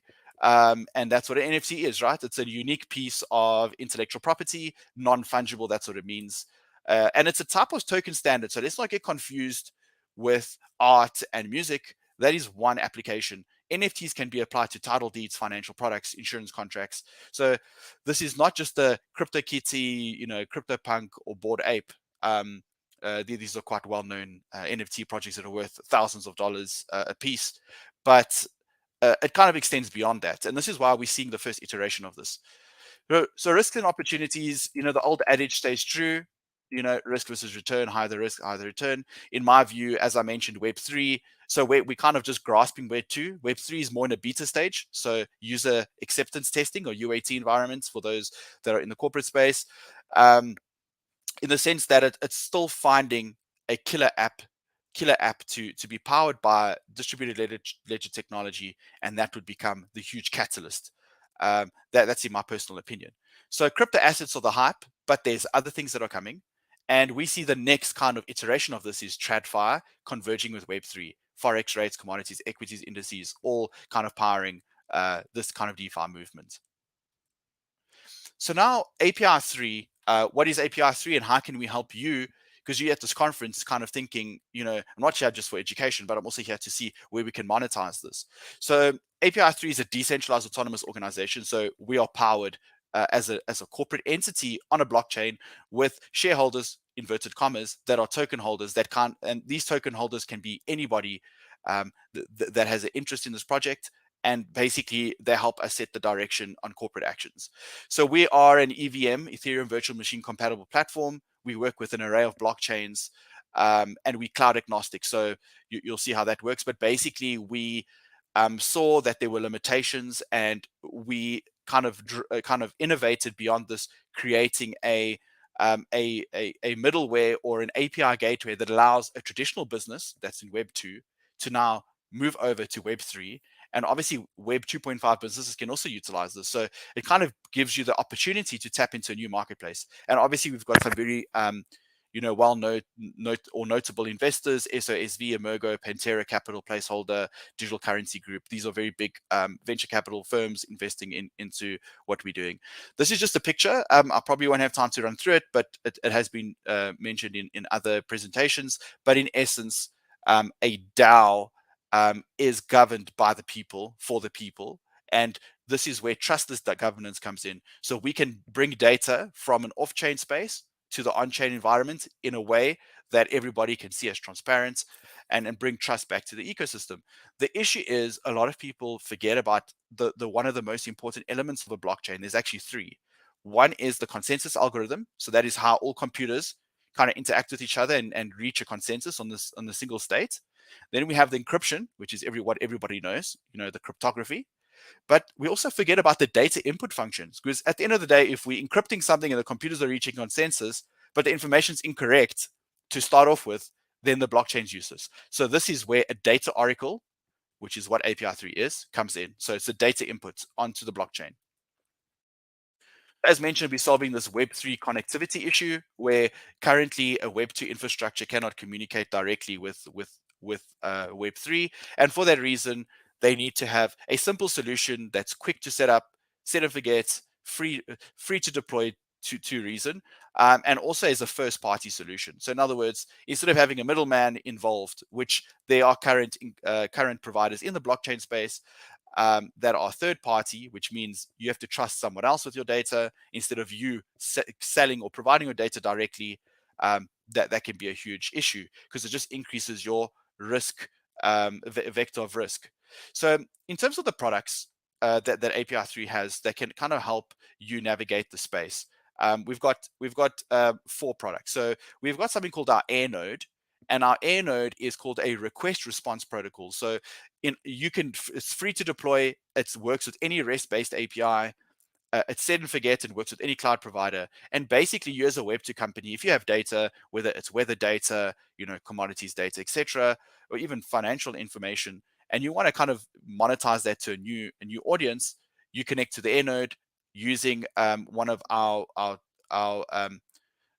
sister company tools called Chain API. You can self-deploy it yourself, and then you can basically provide that data, and it's on a request and a response basis.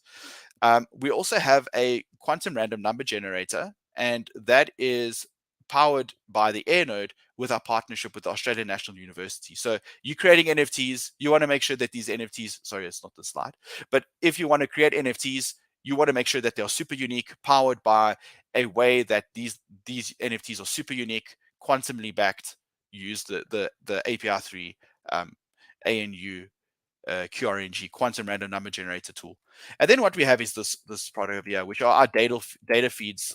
They're also known, or price feeds. They're also known as beacons in our terminology. So single source beacons from providers. So this is where a continuous amount of data needs to be provided on chain. So let's say we have a synthetic asset. So say it's tokenized gold. That tokenized gold needs to have a reference rate. So it needs to know the gold price. So you would then connect Data Oracle to the London Metal Exchange, as an example. The London Metal Exchange would sell that data to the protocol that's creating the synthetic, and the synthetic would track that gold price. And how they do that is through the single sourced or DAPI. So basically, just a high level on how that works is it looks at the deviation in the price and writes the answer on chain, and then the application can then pick that up. In terms of our DAPI, that is called the beacon set. So you could just think about this as an aggregation of that gold price, so multiple sources, and then that's done on chain for the DApp to receive that.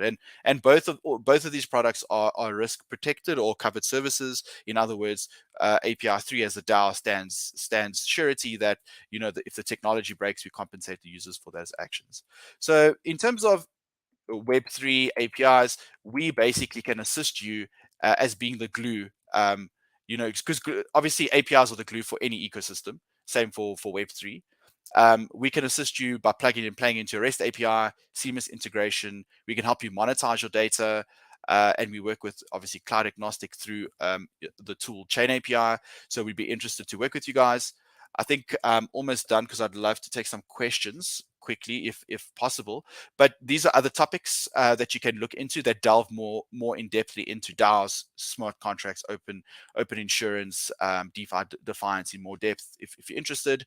And then also within the pack or the presentation that'll be provided to you, I've put some extra information for you guys to read, as well as also the technical documentation, because it is open source software on how you can go about potentially connecting.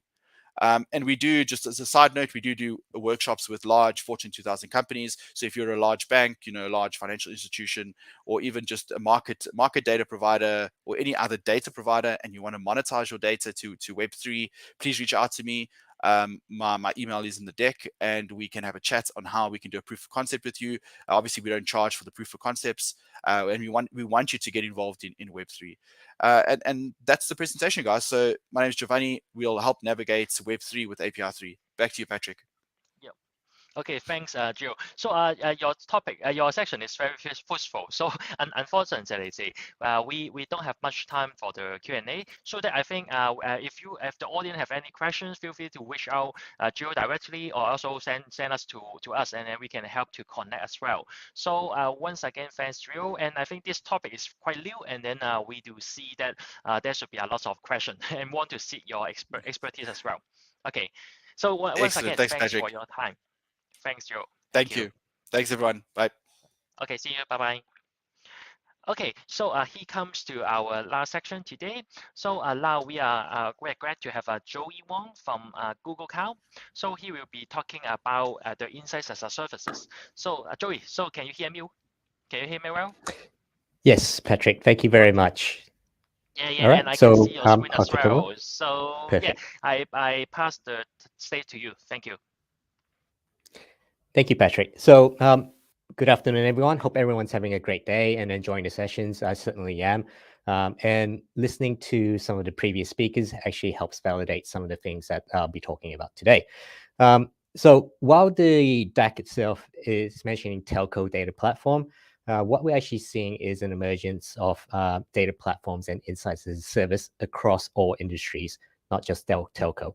But certainly from a presentation perspective, some of these aspects have actually been driven from a telco perspective.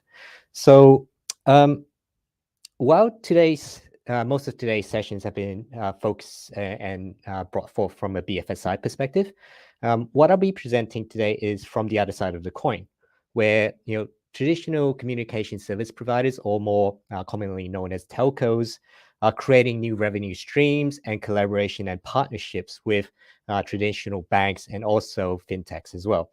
So kind of, to begin with, I kind of want to level set in terms of setting the baseline in terms of what CSPs have been facing. As you can imagine, over the last few years, especially with things like the pandemic, COVID-19, CSPs have been hit very hard. They have been traditionally been into building networks and infrastructures, and therefore a lot of capex and subsequently a lot of OPEX spending were required to support that. With the pandemic, we had events such as working from home, hard lockdowns, even homeschooling, telehealth, and of course things like YouTube, Netflix, and streaming videos of that nature coming into account. That has put a lot of strain in terms of the network and infrastructure, and therefore the investments required by the CSPs. On top of that, we have these over-the-top or OTT players, which have made data monetization an everyday practice and eating into the traditional CSPs cash cows such as SMSs. And the challenges are fairly common across all the CSPs that we've worked with. The goals are also fairly common in terms of these CSPs want to become the trusted and reliable source of intelligent data, right? Which businesses and enterprise can actually use to drive decisions, not only decisions, but also actions in their respective worlds.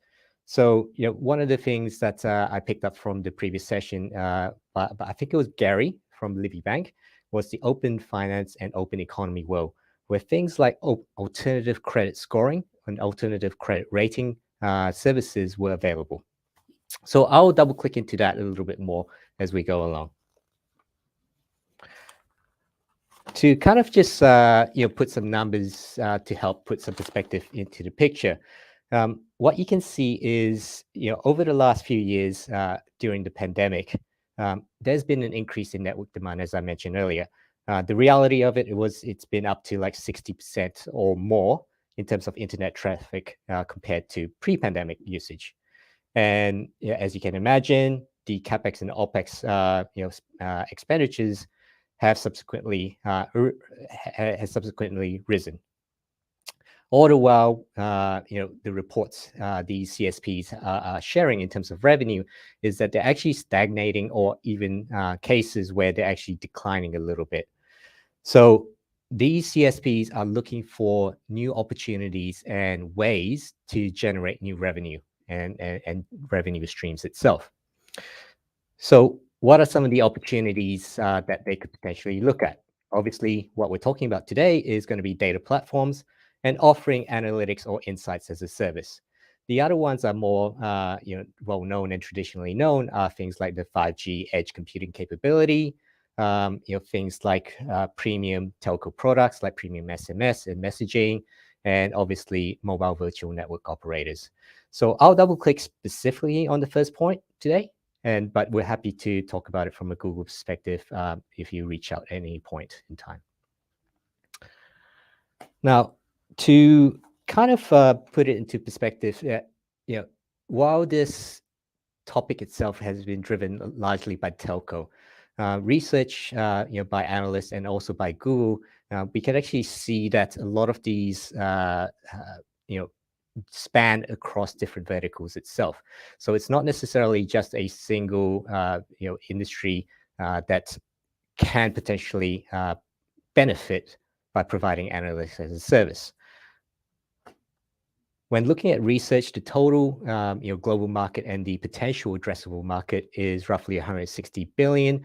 And looking at the different sort of like broad categories, we've started noticing these categories in terms of being able to provide analytics around advertising, providing analytics around geospatial, financial, and things like image recognition, which is a little bit more specialized.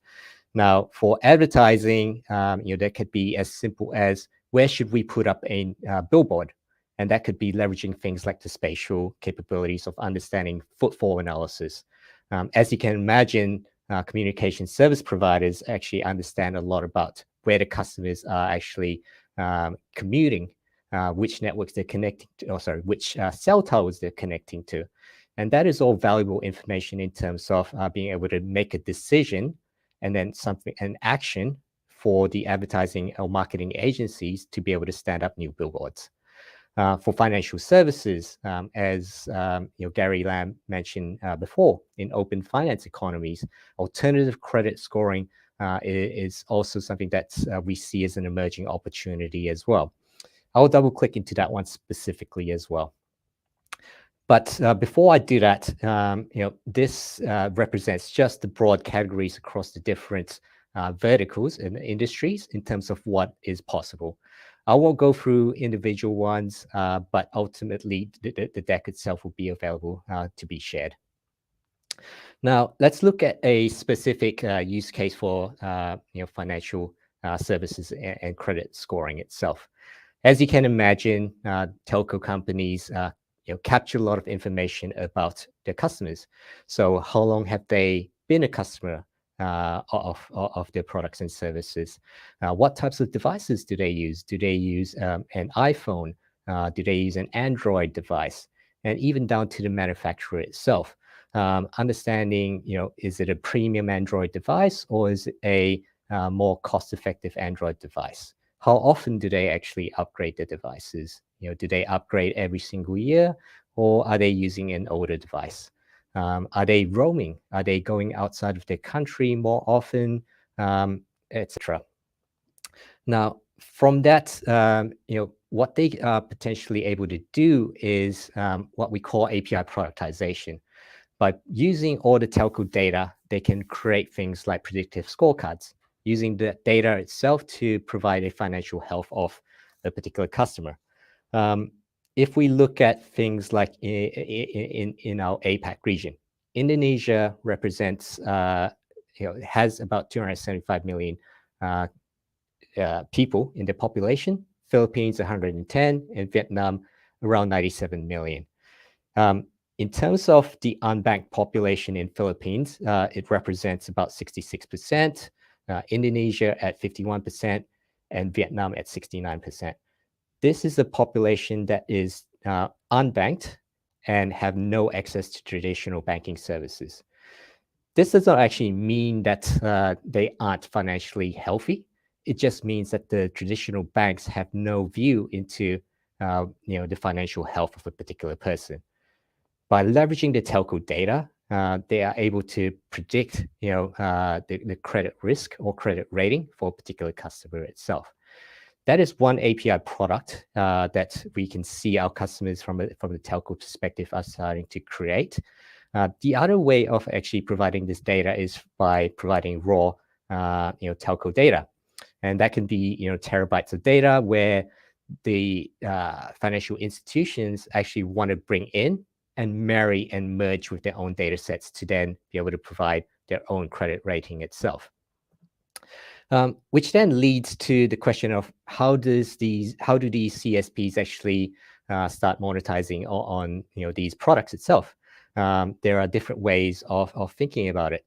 So some of the CSPs are actually looking at it from a duration perspective, right?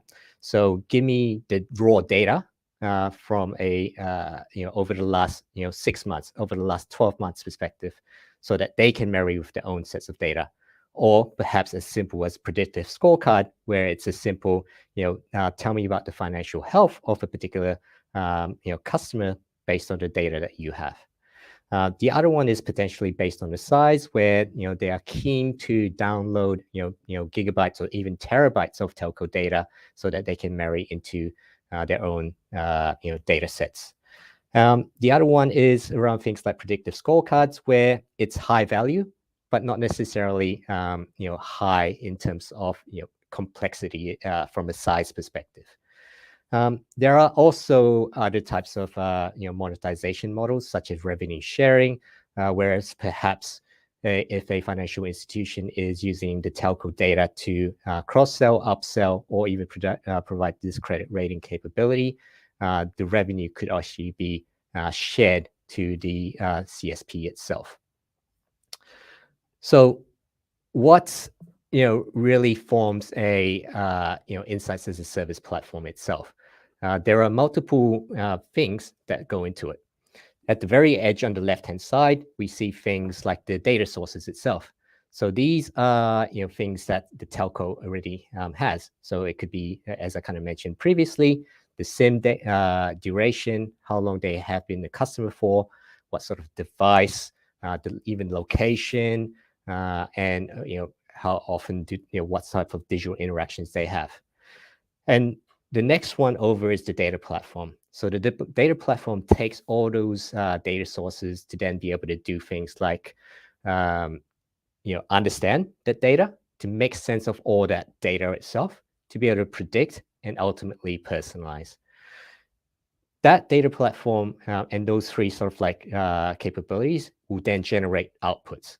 Outputs can be as simple as demand forecasting, understanding where the demand from the customer for what types of products and services are being generated. It can naturally be around network optimization or understanding demand movements.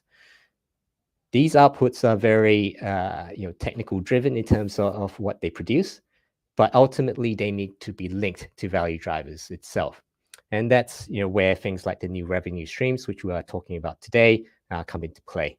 The other value drivers typically that we've seen are naturally around improving sales conversion, reducing churn, or increasing retention itself by improving things like customer experiences. Now, what we've seen is these value drivers are actually delivered by the APIs itself. And these APIs are an opportunity for these CSPs to then monetize and create new experiences as well. And this is a bit of a sort of like logical architecture in terms of where the data platform sits and where it needs to work across, not just from a traditional on-premise perspective, but also across other clouds as well. Regardless of where the data platform sits, whether it's on Google or one of the other cloud service providers, there are some typical challenges that come into play, right? And that's typically around providing how do they provide control access to the data and services assets that they want to share to the different channels above. How do they ensure data classification is in line with the data access being provisioned? And how do they ensure a common security and governance layer is being applied across the services and data assets? Because partnering up with a telco is not about just accessing their data sets, but they're also potentially leveraging their premium services, such as the premium messaging SMS capability as well. So they want to have a single and easy way to ensure that their new experiences that they're building is done as quickly as simply as possible. They also want to be able to create different business models. So taking the monetization models, perhaps thinking of new ways of creating new API products, and then ultimately be able to commercialize them as well. And then the other two is around providing guardrails in terms of how they want to be able to onboard the consumers and partnerships, and being able to provide personalized experiences for their customers as well. So this is something that Google is working with not only just telcos, but lots of emerging use cases with retailers as well, in terms of providing them a data ecosystem to be able to provide this capability for monetizing much quicker and faster.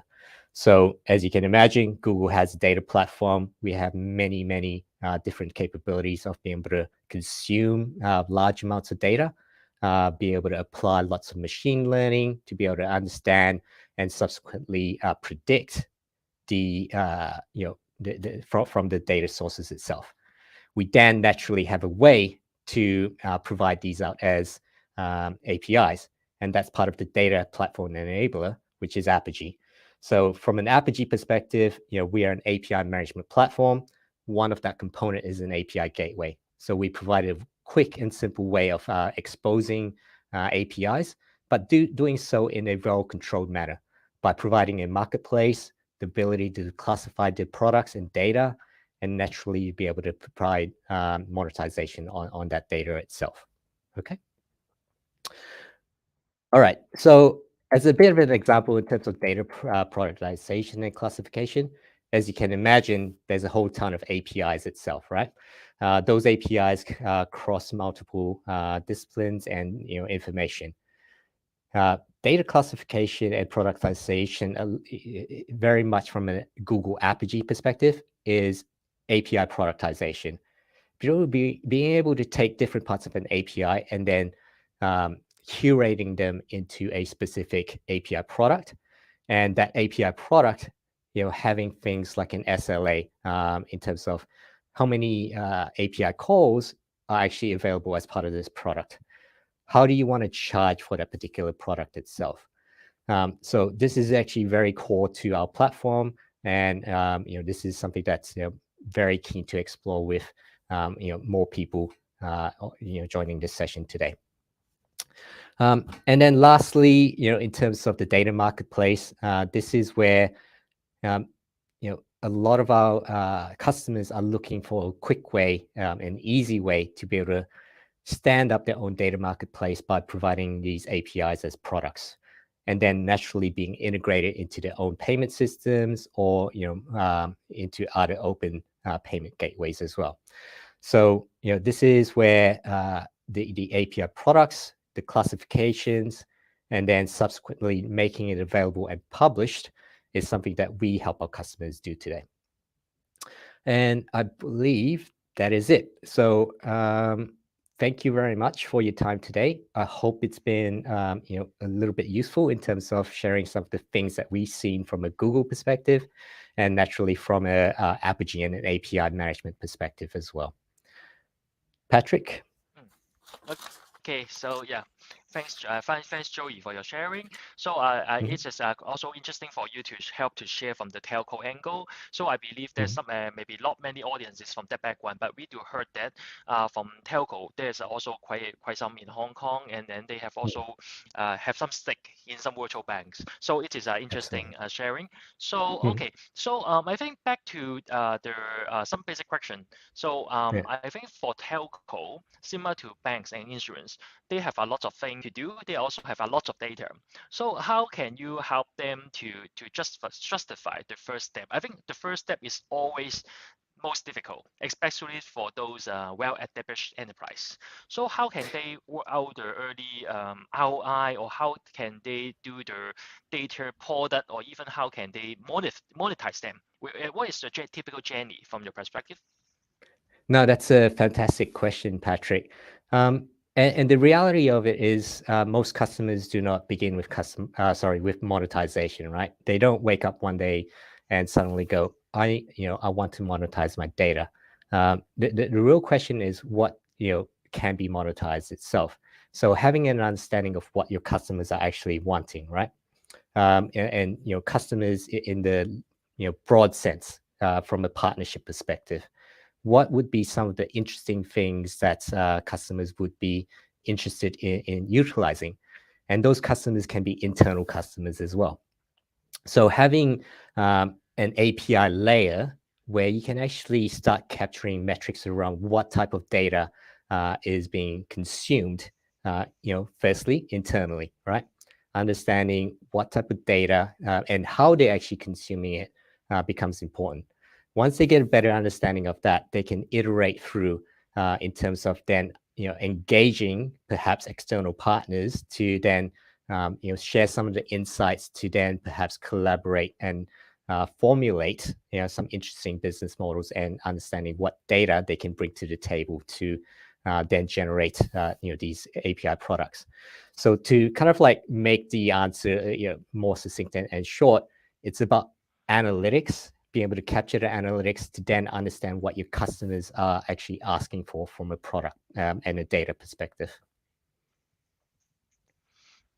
Okay, so I got your point. So maybe I think I just do an analogy like my experience when working with open banking. So there's always a challenge talking about who push first. For example, in the open banking, there may be some use cases banks want to push for, while there may be some is actually pull from the partner. So the partner propose some contest use cases. So from your experience when working with those telco data, is it from the telco's perspective, they want to monetize their assets, or there may be some actual leaks? So the people is actually requesting that. So I know that your experience is maybe from Australia, from the others. So can you share a bit to our audience?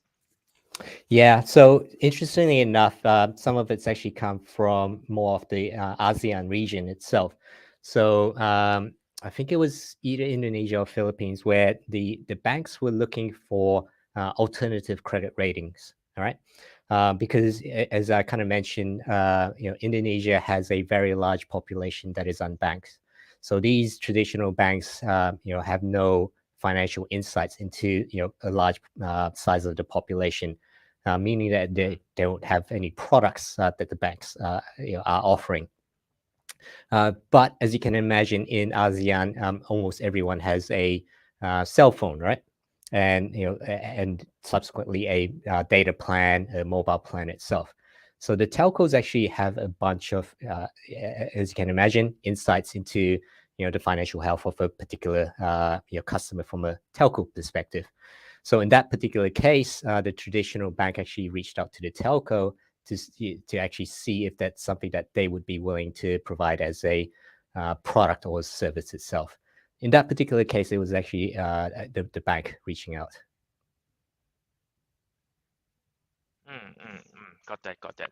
So Mhm.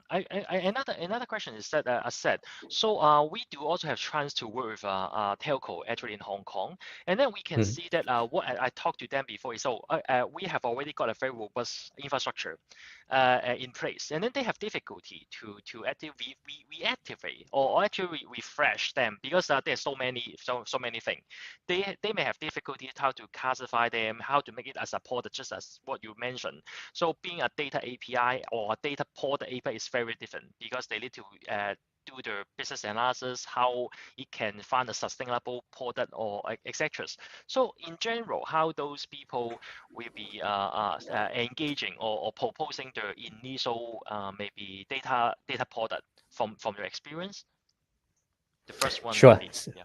Yeah, so certainly a lot of these things are internally driven, right? So they have data scientists that are actually looking at the data sets itself and trying to find interesting and new and innovative sort of like data sets and use cases from the data that they have already. So we've seen that traditionally driven internally, but then also taking that to market in terms of trying to form relationships with financial institutions. So this is going back to that your question around who initiates it, who does it first, right? We see it from both sides, where more perhaps traditional banks are struggling and kind of like facing competitive threats from fintechs, right? Where they want to do something interesting, right? But they haven't been able to. So they're now coming up with different ways to be able to collaborate with, verticals and industries that are outside their own, to be able to create these new experiences and potentially look to address a larger audience from a market perspective. Okay, I got the points. So thanks. Thanks for sharing. I think the time is almost up. So hopefully we also have some time to have some chat offline, and we do see some interesting thing happen in Hong Kong as well. So thanks again, Joey, for your time. Okay. So excellent. Thank you very much. Thanks, Patrick. Bye bye. Okay. Thanks, Joey. Okay, so this is the last section of the API Day 1. So we will have some quick wrap-up about today and then some preview about tomorrow. So yep. So I believe that the second track is also almost ready. So we may pause maybe 10 seconds and see whether the people from that track will be coming as well. Okay. Okay, so, let me quickly start about the closing remark of today. Okay, so as a recap, this is a 2 days conference. So in these 2 days, we have actually 40 plus sections.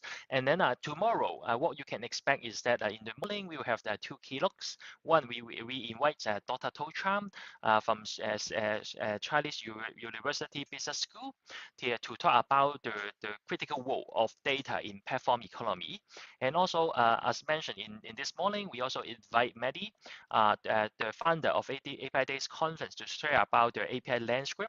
And then in the following sections, we also have 2 tracks. One is talking about the data-driven API design. So today we have heard about from the practical industry use case, the data is actually a very big challenge when you want to export data. So how we can address that with some modern pattern. And then we will also talk about the API first design, how you can better design some API product, monetization, etc. And then in this stage 2, we will also have some thing talking about the common API first challenge. For example, the security concern, the scalability concern, etc. And we will also drill down to the API first development with some of the generally overlooked area like the developer experience, developer document, etc. And then we will conclude our 2 days conference. And one thing that I want to mention is talking about the typhoon signal.